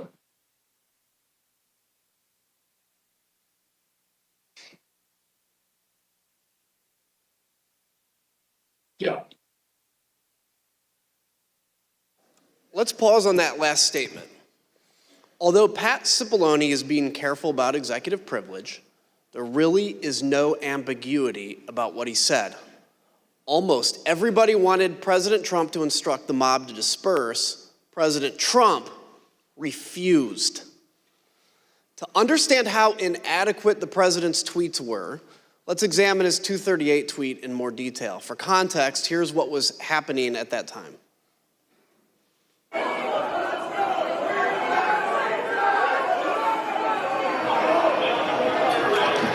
broke the glass? Everybody stay down! Get down! Doors barricade. There's people flooded the hallways outside. We have no way out. We were just told that there has been tear gas in the rotunda, and we're being instructed to each of us get a gas mask. We went from a peaceful protest, and this is a very dangerous situation right now, that there are, I'm being told, these protesters on the inside are around both chambers, and there is now tear gas inside the Capitol rotunda. In fact, members locked in the House are being instructed to put on masks. Ms. Matthews, after President Trump's tweet about Vice President Pence, you told us you spoke to, immediately you spoke to Kayleigh McEnany. What did you tell her, and where did she go afterwards? After the tweet about the vice president, I found Kayleigh and told her that I thought the president needed to immediately send out a tweet that condemned the violence that we were seeing, and that there needed to be a call to action to tell these people to leave the Capitol. And she agreed and walked over to the Oval dining room to find the president. We interviewed Ms. McEnany and others who were in the dining room with the president, urging him to put out a statement. Ms. Matthews, Ms. McEnany told us she came right back to the press office after meeting with the president about this particular tweet. What did she tell you about what happened in that dining room? When she got back, she told me that a tweet had been sent out, and I told her that I thought the tweet did not go far enough, that I thought there needed to be a call to action and he needed to condemn the violence. And we were in a room full of people, but people weren't paying attention. And so she looked directly at me and in a hushed tone shared with me that the president did not want to include any sort of mention of peace in that tweet, and that it took some convincing on their part, those who were in the room. And she said that there was a back and forth going over different phrases to find something that he was comfortable with. And it wasn't until Ivanka Trump suggested the phrase, "stay peaceful," that he finally agreed to include it. The president resisted writing "stay peaceful" in a tweet. He told Mark Meadows that the rioters were doing what they should be doing, and the rioters understood they were doing what President Trump wanted them to do. President Trump's message was heard clearly by Stop the Steal organizer Ali Alexander. At 2:38, he told another organizer, quote, "POTUS is not ignorant of what his words would do." Rioters storming the Capitol also heard President Trump's message. In this video, you'll see surveillance footage from the rotunda that shows a group of Oath Keepers, including Jessica Watkins, who's been charged with seditious conspiracy. You'll hear her walkie-talkie communications with others as they share intelligence and communicate about President Trump's 238 tweet in real time. Again, we warn the audience that this clip also contains strong language. CNN just said that they evacuated all members of Congress into a safety room. There's no safe place in the United States for any of these motherfuckers right now, let me tell you. I hope they understand that we are not joking around. Military Principle 105. Military Principle 105. Cave means grave. Trump just tweeted, please support our Capitol Police. They are on our side. Do not harm them. That's saying a lot by what he didn't say. He didn't say not to do anything to the congressman. Well, he did not ask them to stand down. He just said, stand by the Capitol Police. They are on our side and they are good people. So it's getting real down there. I got it on TV and it's looking pretty friggin' radical to me. CNN said that Trump has egged this on, that he is egging it on, and that he is watching the country burn 2 weeks before he leaves office. He is not leaving office. I don't give a shit what they say. We are in the mezzanine. We are in the main dome right now. We are rocking it. They're throwing grenades. They're freaking shooting people with paintballs, but we're in here. Be safe, be safe. God bless and Godspeed and keep going. Get it, Jess. Do your shit. This is what we fucking lived up for. Everything we fucking trained for. Took over the Capitol. Overran the Capitol. We're in the fucking Capitol, bro. We've now seen how President Trump's supporters reacted to his tweets. Mr. Pottinger, you told us that you consider the tweets sent to this point to be, quote, wholly inadequate given the urgency of the crisis. What, in your view, would have been needed? Yeah, it was insufficient. I think what you could count me among those who was hoping to see an unequivocal, strong statement clearing out the Capitol, telling people to stand down, leave, go home. I think that's what we were hoping for. So something a lot more kind of definitive and not ambiguous, because he has that power over his folks. Ms. Matthews, you told us about a colleague who said during the attack that the president should not condemn the violence. Can you please tell us about that moment and your reaction? Yes, so a conversation started in the press office after the president sent out those 2 tweets that I deemed were insufficient.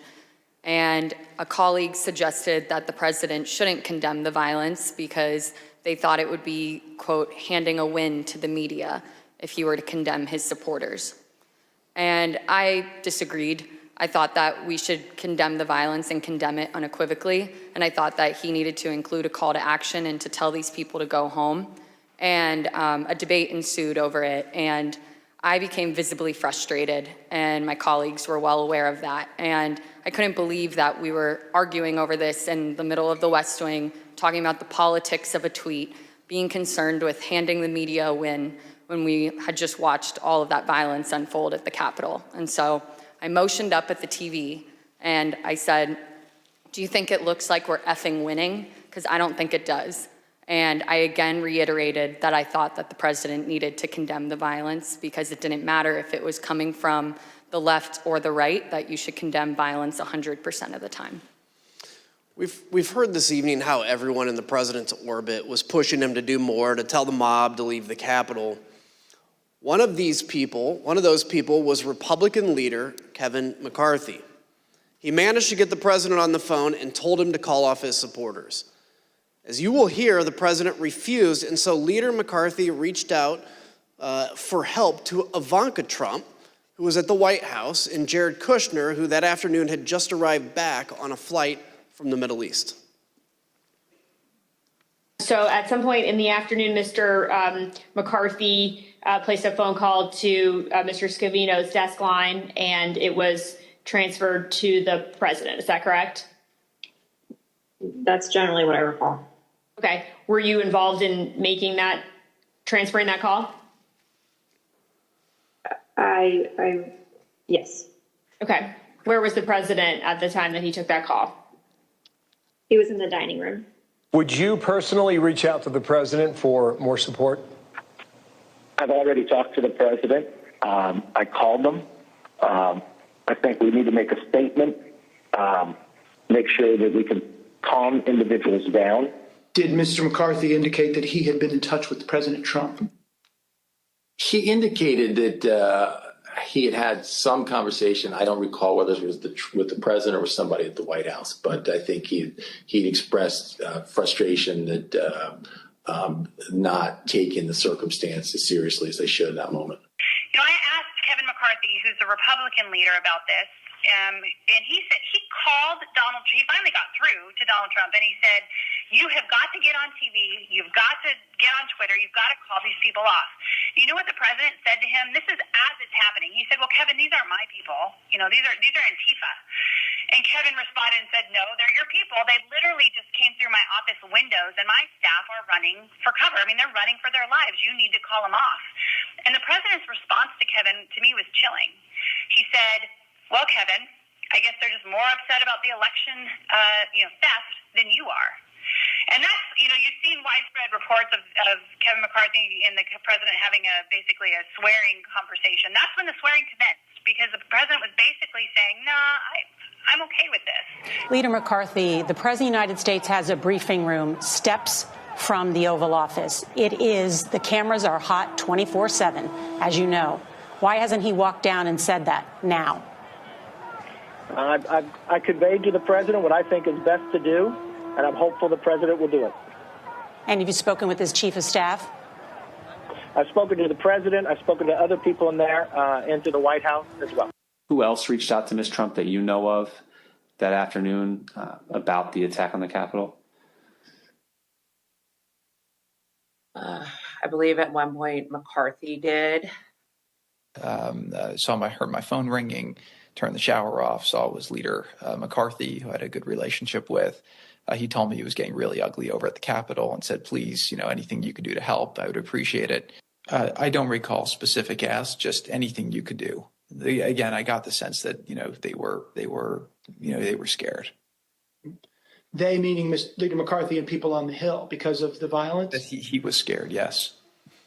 Think about that. Leader McCarthy, who was one of the president's strongest supporters, was scared and begging for help. President Trump turned him down. So he tried to call the president's children. Republican House member Mike Gallagher also implored the president to call off the attack. Mr. President, you have got to stop this. You are the only person who can call this off. Call it off. The election is over. Call it off. President-elect Joe Biden also went live on TV to demand that President Trump tell the mob to leave. I call on President Trump to go on national television now to fulfill his oath and defend the Constitution and demand an end to this siege. There was a desperate scramble for everyone to get President Trump to do anything. All this occurred, and the president still did not act. I yield to my friend from Virginia. Thank you, Mr. Kinzinger. President Trump finally relented to the pleas from his staff, his family, and from Capitol Hill for him to do something more at 4:17. 187 minutes, more than 3 hours after he stopped speaking at the Ellipse, after he stopped speaking to a mob that he had sent armed to the Capitol. That's when he tweeted a video telling the rioters to go home, while also telling them that they were special and that he loved them. By that time, although, the violence was far from over. Law enforcement had started to turn the tide. Reinforcements were on the way, and elected officials were in secure locations. The writing was already on the wall. The rioters would not succeed. Here's what was showing on Fox News, the channel the president was watching all afternoon. Back to Brett Baer with more information now. Brett, what do you have? Yeah, our Pentagon team, Jen Griffin, Lucas Tomlinson, confirming the Defense Department has now mobilized the entire D.C. National Guard, 1,800 troops. Takes several hours, as I was mentioning before, to get them up and running. The Army Secretary Ron McCarthy is setting up a headquarters at the FBI. You just heard from David Spunt that the FBI is also sending troops to the Capitol. It's no coincidence, then, that President Trump finally gave in and went out to the Rose Garden at 4:03. His staff had prepared a script for him to read, but he refused to use it. As you can see on the screen, you can see the script is stamped "President has seen." The script said, quote, "I'm asking you to leave the Capital Region now and go home in a peaceful way." The president was urged to stick to this script, but he spoke off the cuff. Eric Hirschman and Nick Luna went with the president to film the message in the Rose Garden. Let's hear what they had to say and see the never-before-seen raw footage of the president recording this video message. Ultimately, these remarks that we're looking at here in Exhibit 25 were not the remarks that the president delivered in the Rose Garden. Do you know why the president decided not to use these? I don't know, sir. No, I do not know why. Did the president use any written remarks to your knowledge, or did he just go off the cuff? To my knowledge, it was off the cuff, sir. Good, Chase? When you're ready, sir. Yep, you're right behind me.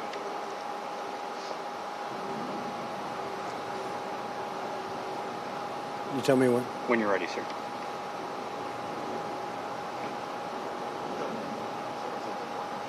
Who's behind me? He's gone around. We're all clear now. I know your pain. I know you're hurt. We had a election. Let me see. I know your pain. I know you're hurt. We had an election that was stolen from us. It was a landslide election, and everyone knows it, especially the other side. But you have to go home now. We have to have peace. We have to have law and order. We have to respect our great people in law and order. We don't want anybody hurt. It's a very tough period of time. There's never been a time like this where such a thing happened, where they could take it away from all of us, from me, from you, from our country. This was a fraudulent election, but we can't play into the hands of these people. We have to have peace. So go home. We love you. You're very special. You've seen what happens. You see the way others are treated that are so bad and so evil. I know how you feel. But go home and go home in peace. When I got there, basically the president just had finished filming the video, and I think he was basically retiring for the day. Was there any discussion about the president releasing a second video that day? Not that I recall. When he finished his video, I think everyone was like, day's over. People were pretty drained. Were pretty what? Drained. But we say day over. I mean, there were still people in the Capitol at that point, weren't there? There were people in the Capitol, but I believe by this stage, law enforcement, and I'd have to go back and look, but I believe law enforcement was either there or moving in or going to take charge. I just say people were emotionally drained by the time that videotape was done.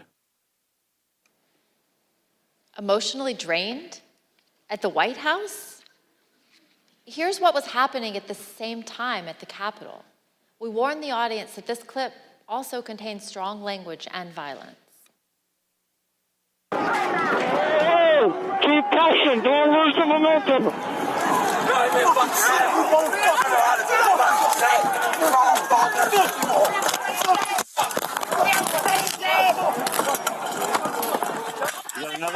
They're unconscious. The terrorists. What terrorists? Everybody, we need gas masks. We need weapons. We need strong, angry patriots to help our boys. They don't want to leave.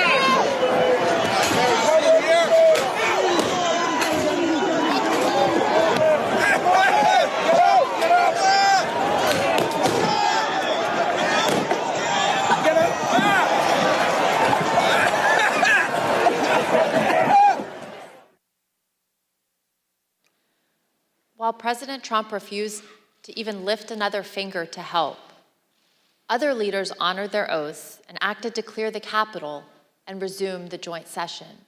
For instance, here are never-before-seen photos and video of congressional leaders in action during the attack. The video is a portion of a call they had at approximately 4:45 with Acting Secretary of Defense, Chris Miller. We're not going to let these people keep us from finishing our business. So we need you to get the building cleared, give us the okay so we can go back in session and finish up the people's business as soon as possible. Mr. Secretary and Senator Schumer, some people here in the Capitol Police believe it would take us several days to secure the building. Do you agree with that analysis? I'm not on the ground, but I do not agree with that analysis. So what is the earliest that we could safely resume our proceedings in the Senate and House chambers? The earliest we could safely resume? Here's my assessment, but I prefer to be on the ground, which I personally would prefer to be right now, but I need to be here. I would say, best case, we're looking at 4 to 5 hours. The Vice President also worked the phones from his own secure evacuation location, including conversations with Acting Secretary of Defense, Miller, and other military leaders, well past President Trump's 417 video. Let's look at some never-before-seen photographs of the Vice President during this critical time, and hear about the Vice President's conversation with military leaders to secure the Capitol and ensure everyone was safe. Vice President Pence, there were 2 or 3 calls with Vice President Pence. He was very animated, and he issued very explicit, very direct, unambiguous orders. There was no question about that, and he was, and I can get you the exact quotes, I guess, from some of our records somewhere. But he was very animated, very direct, very firm, and to Secretary Miller, get the military down here, get the Guard down here, put down this situation, etc. As you heard earlier in the hearing, the President did not call the Vice President or anyone in the military, federal law enforcement, or DC government. Not a single person. But General Milley did hear from Mark Meadows. The contrast between that call and his calls with Vice President Pence tell you everything you need to know about President Trump's dereliction of duty. Let's listen. He said,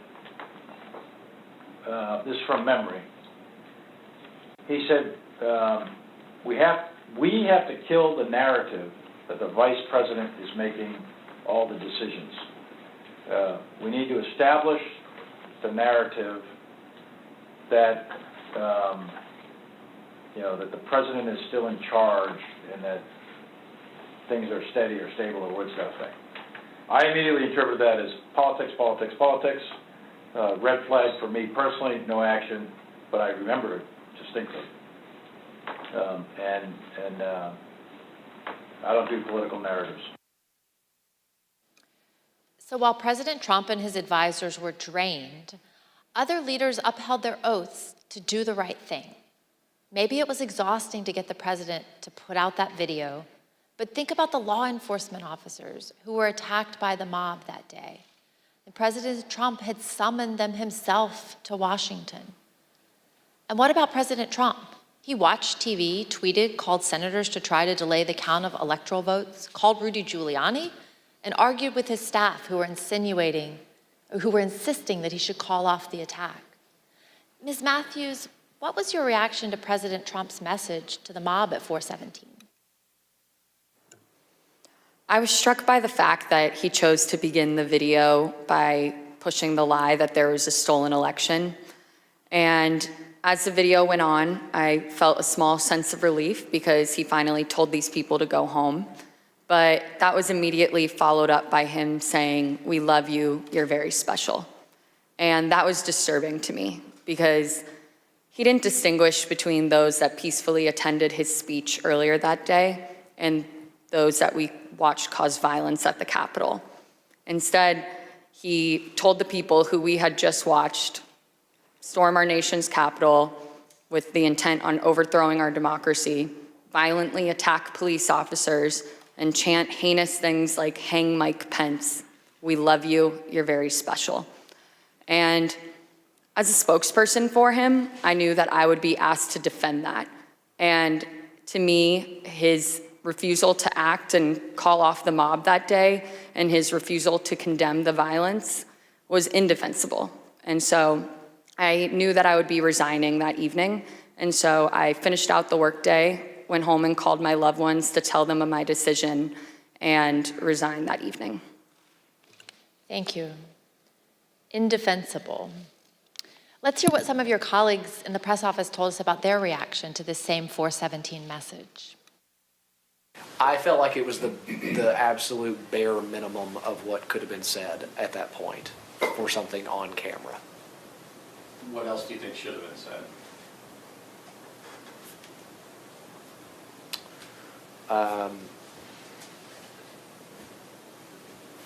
So a more forceful dismissal of the violence, a more forceful command to go home, a more forceful respect for law enforcement, even a comparison to the respect that we have given law enforcement as it relates to what was done to them in the prior summer.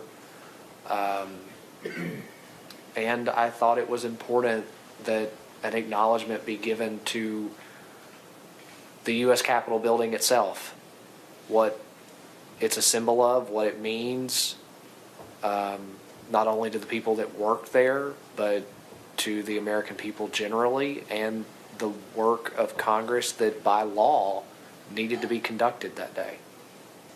Do you wish, in hindsight, that the president had asked the protesters to leave the Capitol earlier than he ended up asking them to do that? Of course, I would love if the go home message would have happened earlier in the day. The president's words matter. We know that many of the rioters were listening to President Trump. We heard from one last week, Stephen Ayers. Let's listen to what he had to say about the 417 message from the president and see how rioters reacted to the president's message in real time. Well, when we were there, as soon as that come out, everybody started talking about it, and it seemed like it started to disperse, some of the crowd. I'm here delivering the president's message. Donald Trump has asked everybody to go home. That's our order. He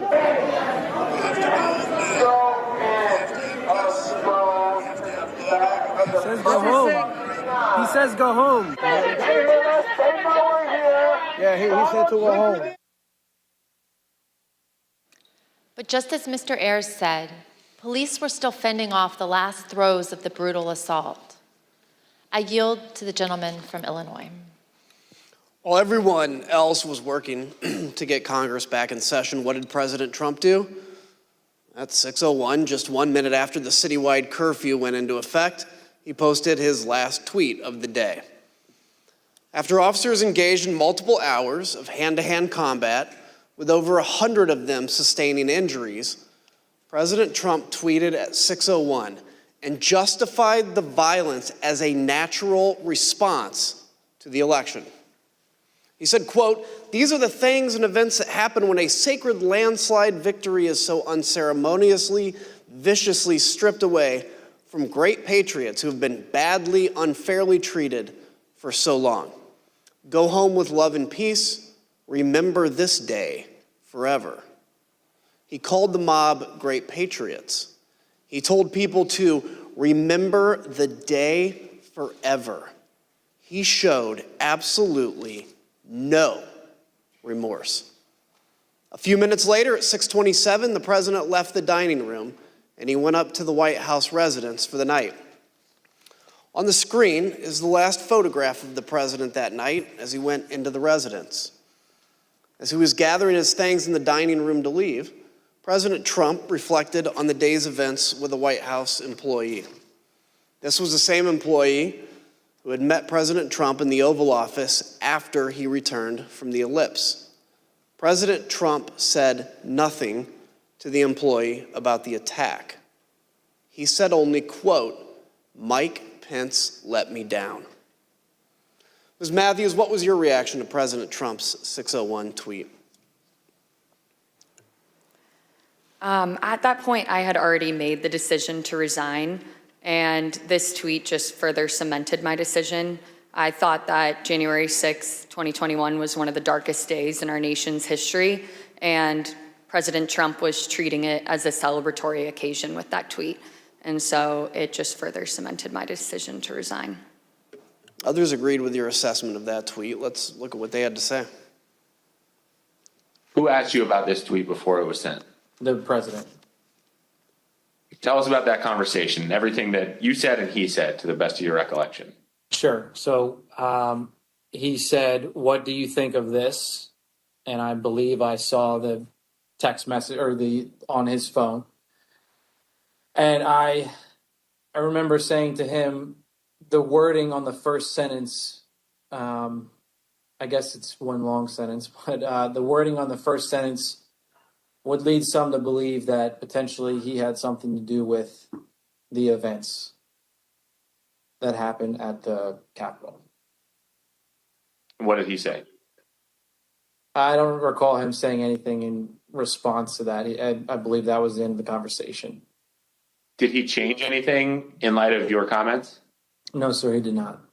And what about this made you think that someone might perceive the president having a role in the violence at the Capitol?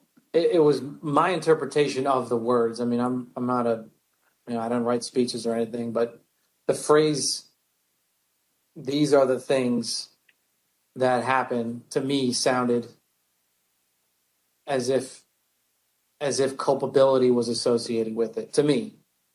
I don't think it's a patriotic act to attack the Capitol, but I have no idea how to characterize the people other than they trespassed, destroyed property, and assaulted the U.S. Capitol. I think calling them patriots is, let's say, a stretch, to say the least. Is that all it is, a stretch, or just flatly wrong? I don't think it's a patriotic act to attack the U.S. Capitol. Would you call it unpatriotic? Criminal? Unpatriotic? Sure. What happened at the Capitol cannot be justified in any form or fashion. It was wrong and it was tragic, and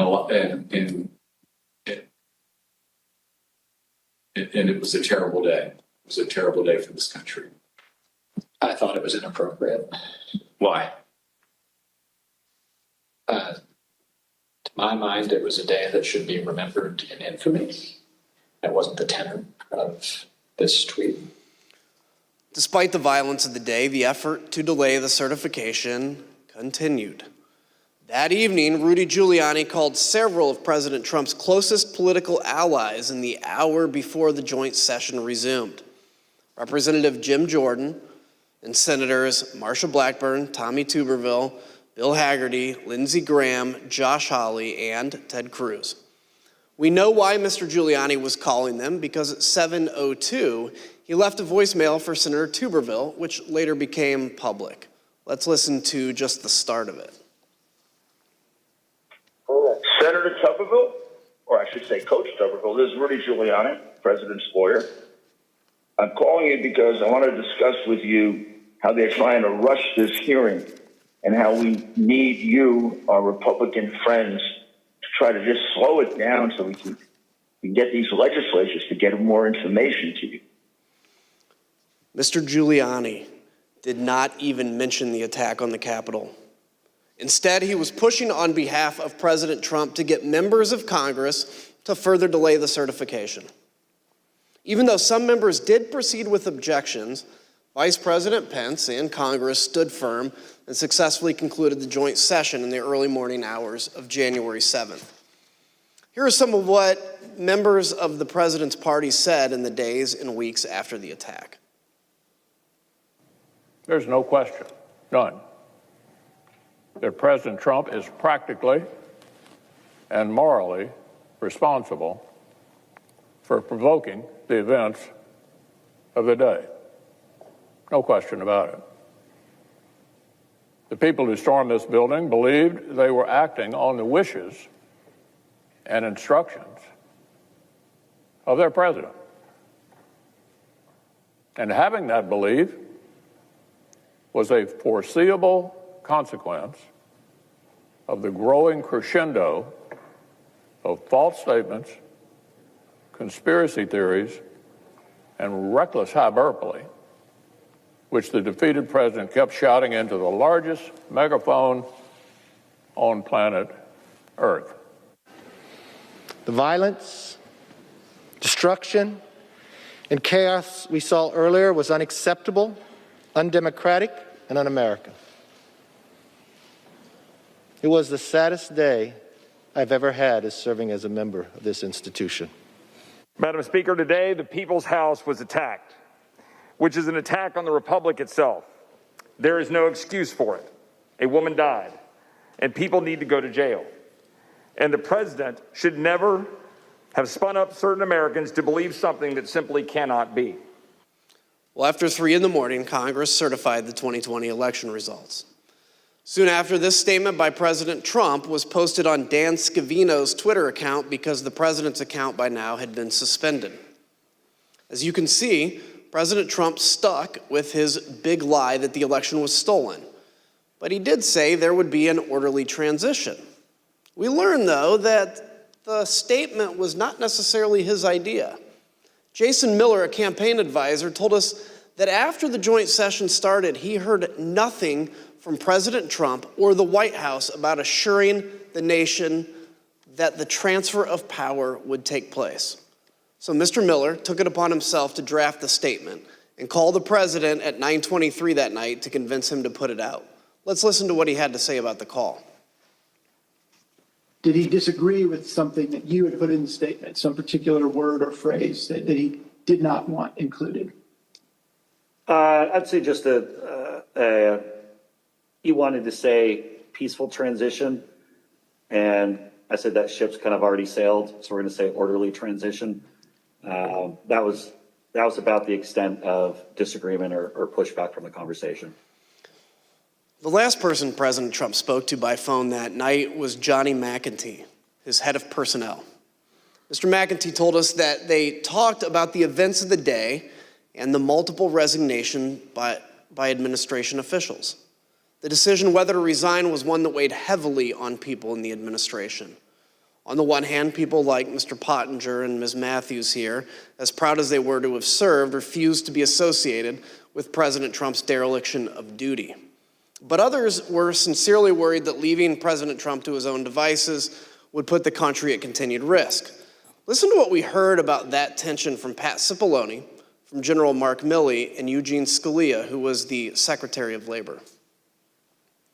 And then after that, some people were resigning, obviously, over January 6th. We know who they were.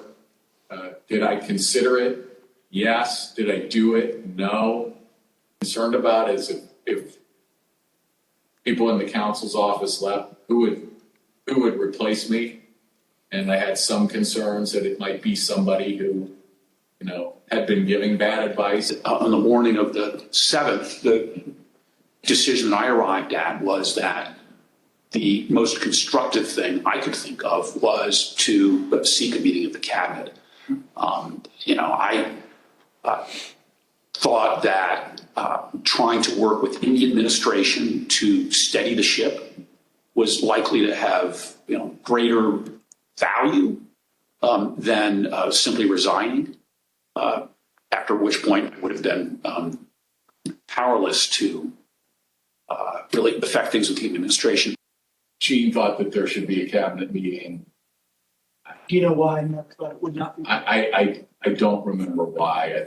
I think it probably had something to do with Mark's view of how the president might react and that he, but things like that. Now, there was a couple of calls where, Meadows and or Pompeo, but more Meadows, how's the president doing? Like Pompeo might say, how's the president doing? And Meadows would say, well, he's in a really dark place. Like here's one, for example, on the 7th of January. So this is day after, right? POTUS is very emotional and in a bad place. Meadows. As you heard, Secretary Scalia wanted President Trump to convene a cabinet meeting. He put his request in a memo to the president, and here's what it said. You can see that Secretary Scalia recommended that the president, quote, no longer publicly question the election results. After Wednesday, no one can deny this is harmful. Secretary Scalia also highlighted the importance of the public knowing the president would invoke his cabinet in decision-making and not, quote, certain private individuals. Though Secretary Scalia did not say it, he was referring to Rudy Giuliani and the rest of the so-called clown car working with President Trump to try to overturn the election. Secretary Scalia understood that the president needed to do more to reassure the public about the last few weeks of the Trump administration. Mr. Pottinger, when you made the decision to resign, did you walk out of the White House immediately? No, I wanted to first talk to my immediate boss, that was the National Security Advisor, Robert O'Brien. Robert O'Brien was traveling on the 6th. I reached him at about 4:30 p.m. And told him that I was submitting my resignation. He accepted the resignation, but he also asked whether I could stay until he could get back to the White House. And I agreed to that. We both wanted to make sure that I was leaving in a responsible way. We still have foreign adversaries to worry about, hackers, terrorists, nation states. I did not want to leave my chair empty, given that I was the top national security staffer in the White House. So I ended up staying at my desk through the night. When Robert O'Brien arrived back at the White House the next morning, the morning of the 7th, I debriefed with him and left for the last time. So you and I both share a passion for national security of our country. Can you share with me, what's your view on how January 6th impacted our national security? Well, when you have a presidential transition, even under the best circumstances, it's a time of vulnerability. It's a time of vulnerability. And when you have a contested election, I was certainly concerned that some of our adversaries would be tempted to probe or test U.S. resolve. As an example, in late December, the Iranian government attacked the U.S. embassy in Baghdad. They did that using some of their terrorist proxies. President Trump did handle that. He sent a very clear warning to the Ayatollah and his regime, which I think had a useful effect. I think that we would have handled other threats of that nature, and luckily no other threats materialized before the inauguration on the 20th. But our national security was harmed in a different way by the 6th of January, and that is that I think it emboldened our enemies by helping give them ammunition to feed a narrative that our system of government doesn't work, that the United States is in decline. China, the Putin regime in Russia, Tehran, they're fond of pushing those kinds of narratives. And by the way, they're wrong. We've been hearing for the entirety of U.S. history from kings and despots that the United States is in decline, and those kings and despots have been proven wrong every single time. But nonetheless, January 6th helped feed a perception that I think emboldens our adversaries. The other part I think is simply our allies. I heard from a lot of friends in Europe, in Asia, allies, close friends, and supporters of the United States that they were concerned about the health of our democracy. And so I think it's incumbent upon us to put their minds at ease, to put our own hearts at ease by investigating what happened on the 6th and making sure that it never happens again. Look, I've always said democracies are not defined by bad days. They're defined by how they recover from those bad days. And that's what we're doing here, is to bring accountability to that so we can actually come back even stronger than when we went into January 6th. Ms. Matthews, as you left the White House for the last time that night, January 6th, what did you think Americans needed to hear from President Trump? I think that the American people needed to hear and see him publicly commit to a peaceful or at least orderly transition of power. In the aftermath of the Capitol attack, it wasn't just enough for us to ask him to condemn the violence. He needed to agree that he would peacefully transfer power over to the incoming administration, because that's one of our fundamentals and what it means to live in a democracy. And so that evening when I resigned, the resignation statement that I drafted, I referenced this and I said our nation needs a peaceful transfer of power in hopes that it would put some sort of public pressure on the White House and President Trump to publicly agree to an orderly transition. Thank you. I yield to my friend from Virginia. Thank you, Mr. Kinzinger. The staff who remained at the White House on the morning of January 7th knew the president needed to address the nation again, and they had a speech prepared for him that morning, but he refused for hours to give it. As you heard Cassidy Hutchins testify previously, President Trump finally agreed to record an address to the nation later that evening, the evening of January 7th, because of concerns he might be removed from power under the 25th Amendment or by impeachment. We know these threats were real. Sean Hannity said so himself in a text message that day to Press Secretary Kayleigh McEnany. He wrote, "No more stolen election talk. Yes, impeachment and 25th Amendment are real." We obtained the never-before-seen raw footage of the president recording his address to the nation that day on January 7th, more than 24 hours after the last time he had addressed the nation from the Rose Garden. Let's take a look. Whenever you're ready, sir.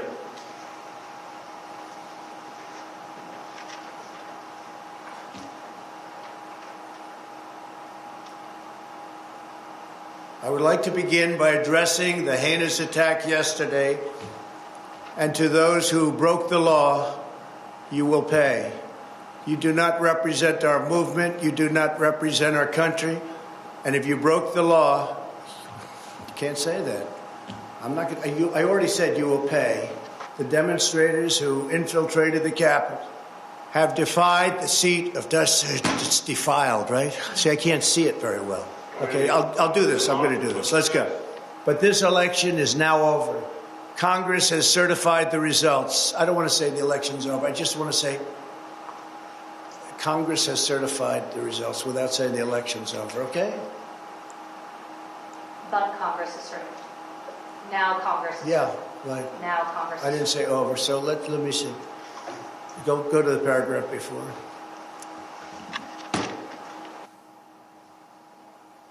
Okay? I would like to begin by addressing the heinous attack yesterday. Yesterday is a hard word for me. Just take it out. The heinous attack. Ah, good. Take the word yesterday, because it doesn't work with the heinous attack on our country. Say on our country. Want to say that? No, keep it. My only goal was to ensure the integrity of the vote. My only goal was to ensure the integrity of the vote. On January 7th, one day after he incited an insurrection based on a lie, President Trump still could not say that the election was over. Mr. Pottinger, you've taken the oath multiple times in the Marines and as an official in the executive branch. Can you please share with us your view about the oath of office and how that translates into accepting election results and a transfer of power? Sure. You know, this isn't the first time that we've had a close election in this country. And President Trump certainly had every right to challenge in court the results of these various elections. But once you've had due process under the law, you have to conform with the law, no matter how bitter the result. Once you've presented your evidence in court, judges have heard that evidence, judges have ruled. If you continue to contest an election, you're not just contesting an election anymore. You're actually challenging the Constitution itself. You are challenging the societal norms that allow us to remain unified.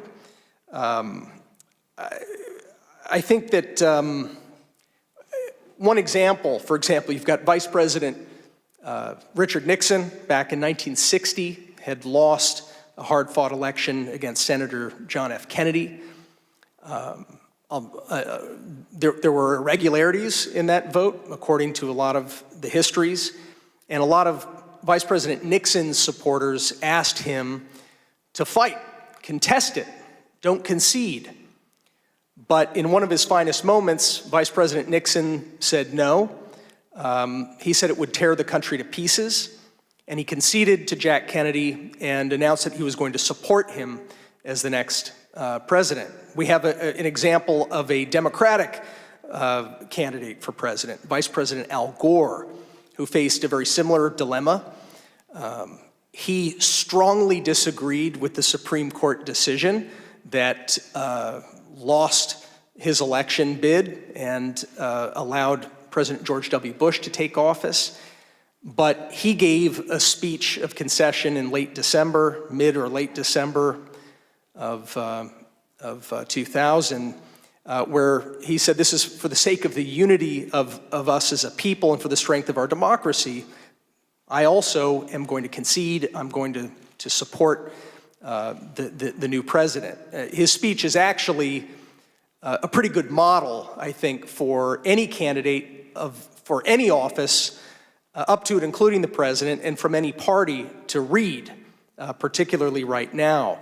The oath that our presidents take, it's very similar to the oath of office I took as a U.S. Marine officer and the oath I took as a White House official.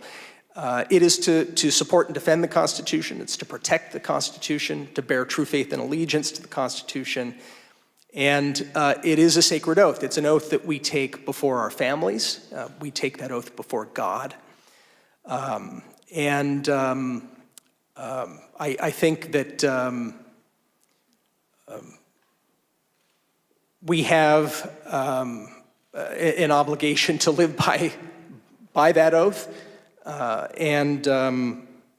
do still believe that we have the most ingenious system of government on earth, despite its imperfections. I don't envy countries that don't have this system that actually allows for a predictable, peaceful transfer of government every 4 to 8 years, and it's not something that we should take for granted. Thank you. As we heard at the start of the hearing, in the immediate aftermath of January 6th, Republican leader Kevin McCarthy understood that President Trump bore responsibility for that day and should have taken immediate action to stop the violence. He was even more candid in calls with Republican colleagues. As you'll hear in a moment, recordings of some of these calls that were later published by the New York Times, the context for these calls was that a resolution had been introduced in the House calling for Vice President Pence and the cabinet to remove President Trump from power under the 25th Amendment. Let's listen. I've had it with this guy. What he did is unacceptable. Nobody can defend that, and nobody should defend it. The only discussion I would have with him is that I think this will pass, and it would be my recommendation we should resign. I mean, that would be my take, but I don't think he would take it, but I don't know. But let me be very clear to all of you, and I've been very clear to the president. He bears responsibilities for his words and actions. No ifs, ands, or buts. I asked him personally today, does he hold responsibility for what happened? Does he feel bad about what happened? He told me he does have some responsibility for what happened. And he needs to acknowledge that. President Trump has never publicly acknowledged his responsibility for the attack. The only time he apparently did so was in that private call with Kevin McCarthy. There's something else President Trump has never acknowledged: the names and the memories of the officers who died following the attack on the Capitol. We're honored to be joined tonight by police and first responders who bravely protected us on January 6th. Your character and courage give us hope that democracy can and should prevail, even in the face of a violent insurrection. We on this dais can never thank you enough for what you did to protect our democracy. On January 9th, two of President Trump's top campaign officials texted each other about the president's glaring silence on the tragic death of Capitol Police Officer Brian Sicknick, who succumbed to his injuries the night of January 7th. These campaign officials were Tim Murtaugh, Trump's director of communications, and one of his deputies, Matthew Walking. Their job was to convince people to vote for President Trump, so they knew his heart, his mind, and his voice as well as anyone. And they knew how he connects with his supporters. Here's what they had to say about their boss. Murtaugh said, "Also shitty not to have acknowledged the death of the Capitol police officer." Walking responded, "That's enraging to me. Everything he said about supporting law enforcement was a lie." To which Murtaugh replied, "You know what this is, of course? If he acknowledged the dead cop, he'd be implicitly faulting the mob. And he won't do that because they're his people." And he would also be close to acknowledging that what he lit at the rally got out of control. No way he acknowledges something that could ultimately be called his fault. No way. President Trump did not then and does not now have the character or courage to say to the American people what his own people know to be true. He is responsible for the attack on the Capitol on January 6th. Thank you, and I yield to the gentleman from Illinois. Thank you, Ms. Luria. Tonight's testimony and evidence is as sobering as it is straightforward. Within minutes of stepping off the ellipse stage, Donald Trump knew about the violent attack on the Capitol. From the comfort of his dining room, he watched on TV as the attack escalated. He sent tweets that inflamed and expressed support for the desire of some to literally kill Vice President Mike Pence. For 3 hours, he refused to call off the attack. Donald Trump refused to take the urgent advice he received that day. Not from his political opponents or from the liberal media, but from his own family, his own friends, his own staff, and his own advisors. In the midst of an attack, when there was no time for politics, the people closest to Trump told him the truth. It was his supporters attacking the Capitol, and he alone could get through to them. So they pled for him to act, to place his country above himself. Still, he refused to lead and to meet the moment to honor his oath. It was only once the vice president and the members of Congress were in secure locations and the officers defending the Capitol began to turn the tide that then President Trump engaged in the political theater of telling the mob to go home. And even then, he told them all they were special and that he loved them. Whatever your politics, whatever you think about the outcome of the election, we as Americans must all agree on this. Donald Trump's conduct on January 6th was a supreme violation of his oath of office and a complete dereliction of his duty to our nation. It is a stain on our history. It is a dishonor to all those who have sacrificed and died in service of our democracy. When we present our full findings, we will recommend changes to laws and policies to guard against another January 6th. The reason that's imperative is that the forces Donald Trump ignited that day have not gone away. The militant, intolerant ideologies, the militias, the alienation and the disaffection, the weird fantasies and disinformation. They're all still out there, ready to go. That's the elephant in the room. But if January 6th has reminded us of anything, I pray it has reminded us of this. Laws are just words on paper. They mean nothing without public servants dedicated to the rule of law and who are held accountable by a public that believes oaths matter more than party tribalism or the cheap thrill of scoring political points. We, the people, must demand more of our politicians and ourselves. Oaths matter. Character matters. Truth matters.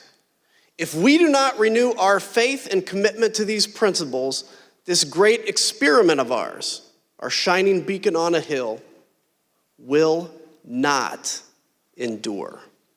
I yield to the gentlewoman from Virginia. Thank you, Mr. Kinzinger. Throughout our hearings, we've provided many facts and painted a vivid picture of the events of January 6th. The violence, the human toll, both emotional and physical, including the tragic loss of life. The threats to our Constitution, the rule of law, and the danger to this nation, a nation we all love as Americans. In tonight's hearing, we've gone into great detail about the events inside the White House on January 6th.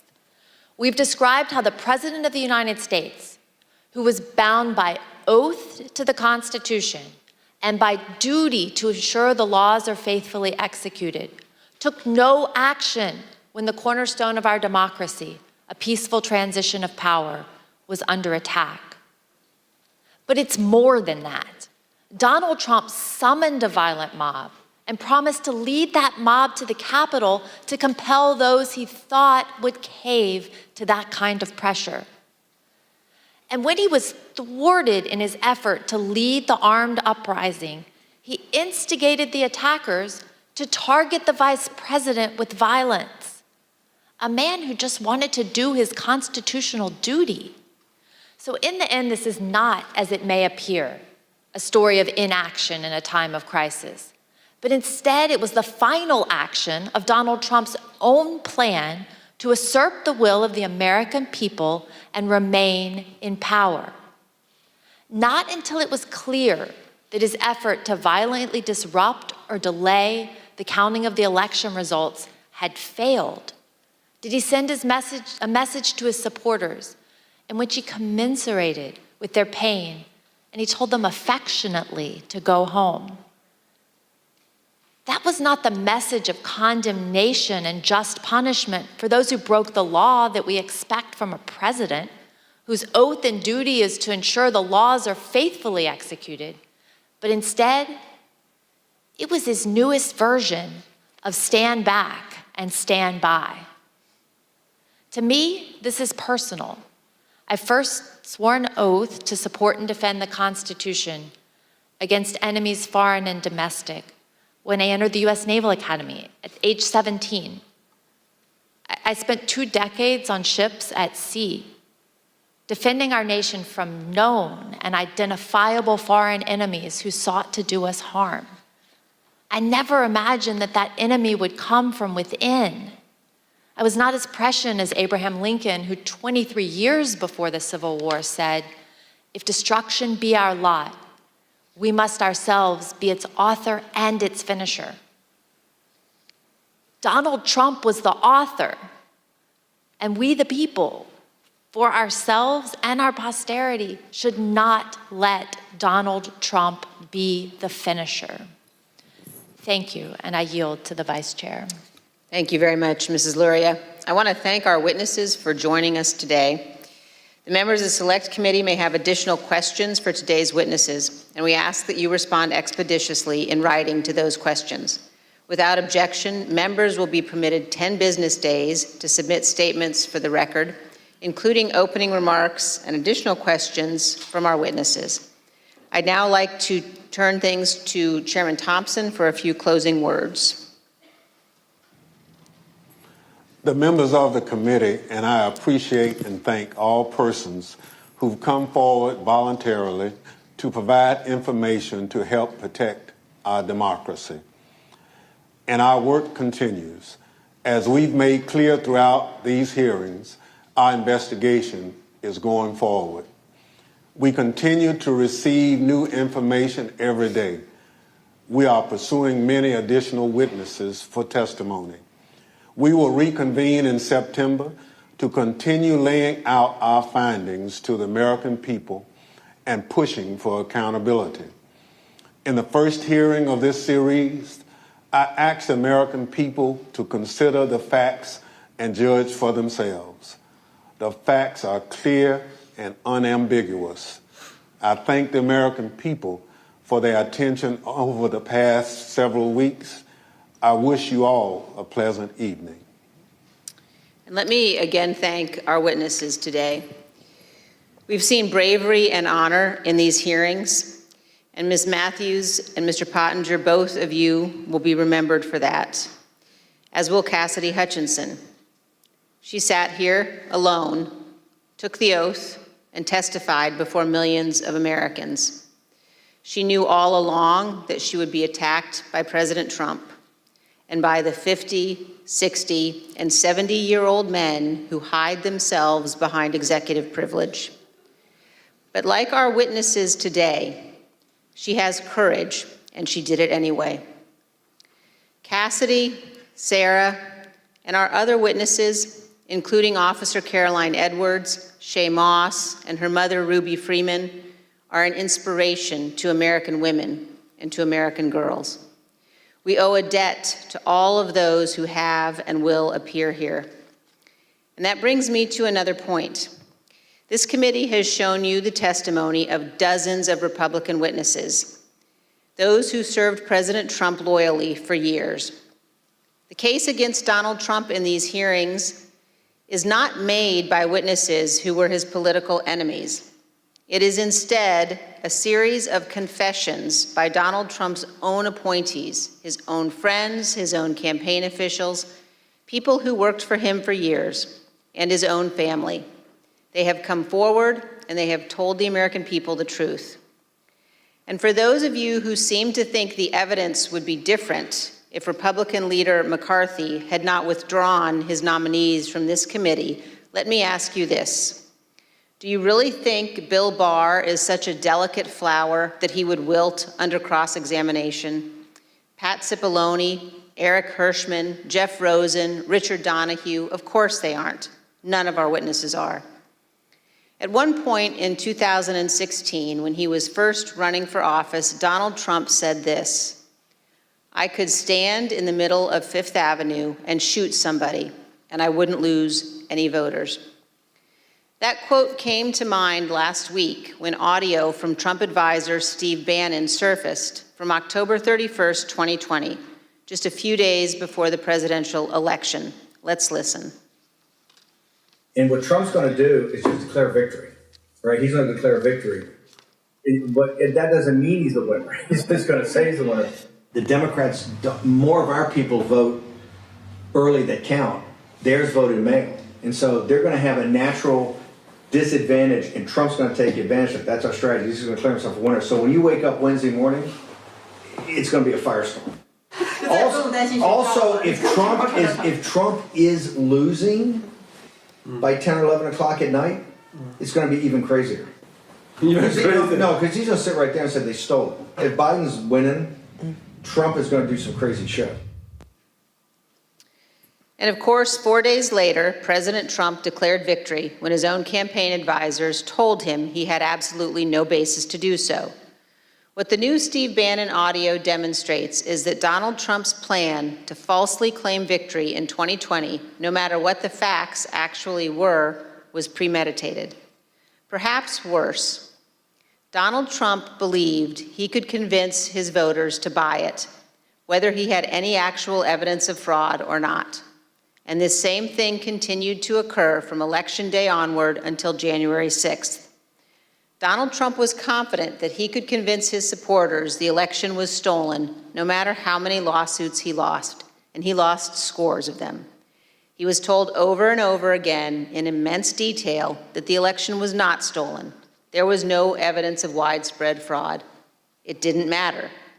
Donald Trump was confident he could persuade his supporters to believe whatever he said, no matter how outlandish, and ultimately that they could be summoned to Washington to help him remain president for another term. As we showed you last week, even President Trump's legal team, led by Rudy Giuliani, knew they had no actual evidence to demonstrate the election was stolen. Again, it didn't matter. Here's the worst part. Donald Trump knows that millions of Americans who supported him would stand up and defend our nation were it threatened. They would put their lives and their freedom at stake to protect her.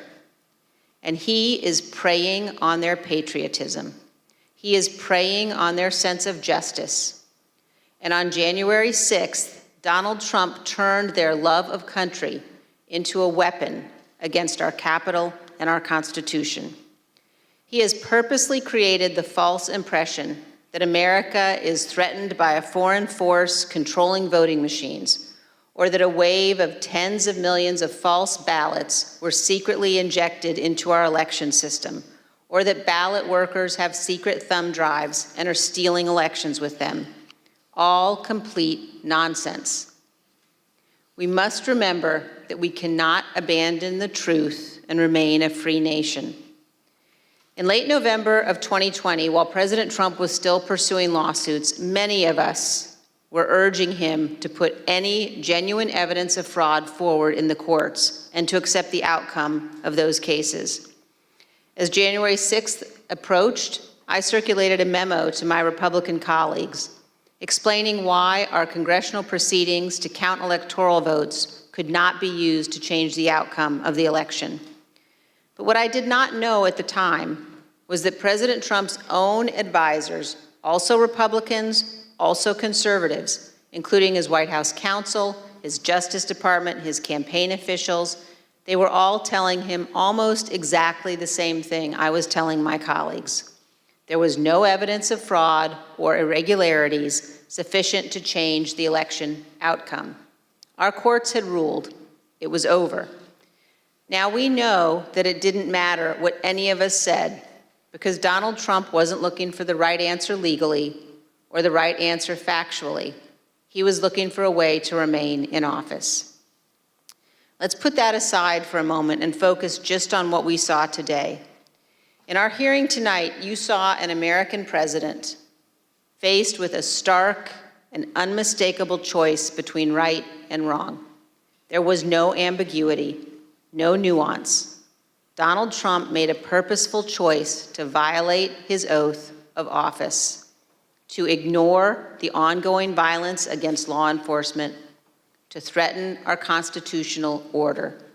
There is no way to excuse that behavior. It was indefensible. And every American must consider this. Can a president who is willing to make the choices Donald Trump made during the violence of January 6th ever be trusted with any position of authority in our great nation again? In this room, in 1918, the Committee on Women's Suffrage convened to discuss and debate whether women should be granted the right to vote. This room is full of history, and we on this committee know we have a solemn obligation not to idly squander what so many Americans have fought and died for. Ronald Reagan's great ally, Margaret Thatcher, said this: "Let it never be said that the dedication of those who love freedom is less than the determination of those who would destroy it." Let me assure every one of you this: our committee understands the gravity of this moment, the consequences for our nation. We have much work yet to do, and we will see you all in September. I request those in the hearing room remain seated until the Capitol Police have escorted witnesses and members from the room. Without objection, the committee stands adjourned. And with that, Congresswoman Liz Cheney of Wyoming, the vice chair of this January 6th Select House Committee, has wrapped up tonight's public hearing. It ran 2 hours and 45 minutes with a short recess in the middle, providing damning testimony, damning evidence about the actions and lack of actions on the part of former President Trump. And then in the last half hour or so, sobering comments from members of this committee and from others who were quoted, who were recorded in audio, as they sadly described what former President Trump did to, frankly, refusing to call off the mob, the rioters who overtook the Capitol on January 6th of last year. It has been a night of testimony that I think at point would take your breath away, and then, as we've heard in the last few minutes, has made us all sit and reflect on what this country means and what our democracy means. I want to go first to our Lisa Desjardins, our Capitol Hill correspondent. Lisa, you've been in the hearing room for this entire night. This has been a very powerful evening. There was certainly a lot of ups and downs during this hearing emotionally, and you could feel them when you were sitting there in that room. Many of us were watching the members of Congress that were there. I described earlier during the break. There were especially female members of Congress who have told me their stories about what happened on January 6th. Two of them said they've seen video of themselves just 30 seconds away from the rioters as they were evacuating the floor and getting out of the House chamber area. And it was fascinating because I did see them clench. I did see them tear up. But on the other hand, I have to say I think that they were expecting, and I was prepared for, kind of more graphic video of that day. Instead, what the committee did today was really focus on the president himself, his actions, the White House, and the rejection of his non-actions by his own staff. There was, of course, some very dramatic video, but this seemed to be more focused about the people around President Trump, their reaction to him, what they were all telling him. You heard Representative Cheney say there at the end, it turns out all of my warnings that I was giving to people here at the Capitol were the same as what President Trump was being told, that the election was over, that he needed to say that. And the committee is making that point again and again. I got the impression that they're trying to isolate former President Trump and say that it's not him and his supporters, that it was him. And that seemed to be the main point they're saying tonight. Exactly right on, Lisa Desjardins, because I think at the time of the January 6th attack, I think the impression many of us had was that there were some who were calling on the president, but that he was being supported by the people around him in the White House. But the strong impression tonight was that even the people closest to him in the White House, his own daughter, his children, his closest advisors, his fans at Fox News, were all telling him to call off this mob. I want to bring in Eva Pomporia, former Secret Service agent. You listened to testimony tonight that had to be disturbing for you to hear. So you're hearing about as I'm listening to the testimony, I'm hearing about all the security fails, right? So it's not just, there's a lot of talk about why wasn't this entity involved. bringing in security forces. When you do security, you create layers. So when I'm hearing this, there's a fail with Capitol Police and not having the proper assets. You want to do everything when it comes to security in advance, having all the mechanisms in place, not being reactive. When you're reactive, you lose. When you're proactive, you set things up so that you can win. So there's different layers. It's not just waiting from, just to put aside, this has nothing to do with politics on my end, for the president to call in for reinforcements. You have Capitol Police, then there's DC Police. Why are they not in response? Why are they not there in advance? The other thing that was actually quite alarming, there was that moment where we're seeing the rioters going into the Capitol, and you see that image of the officer actually going down, right, going unconscious. So it's interesting because that is one of the most dangerous scenarios a law enforcement officer can be in. And this is why. You have a gun, you have a weapon. And in over 70% of scenarios, when an officer is knocked unconscious, that weapon, or when that weapon is taken from them, that weapon is used against the officer. So the moment I saw that officer go down, that's where my mind went. They can have access to his weapon. So there's so many layers here of uncomfortability, of security fails, and how we must think always proactively and not at this last minute response. And I think there's a lot of learning lessons here in so many ways, not just in the side of politics, but also in the side of security and safety. No, so many reminders here, as you say, Evie Poumpouras, and a reminder of just how close we came to seeing that security breached in ways that could have been far, far worse than what actually happened on January the 6th. Jamil Jaffer, you've been watching all this as well from the standpoint of someone who's worked at the Justice Department, knows the laws of this country, and it has been sobering tonight to hear this, again, this description of how people close to former President Trump were urging him to do, in their view, what was the only thing to do, the right thing to do, but he didn't. No, that's exactly right.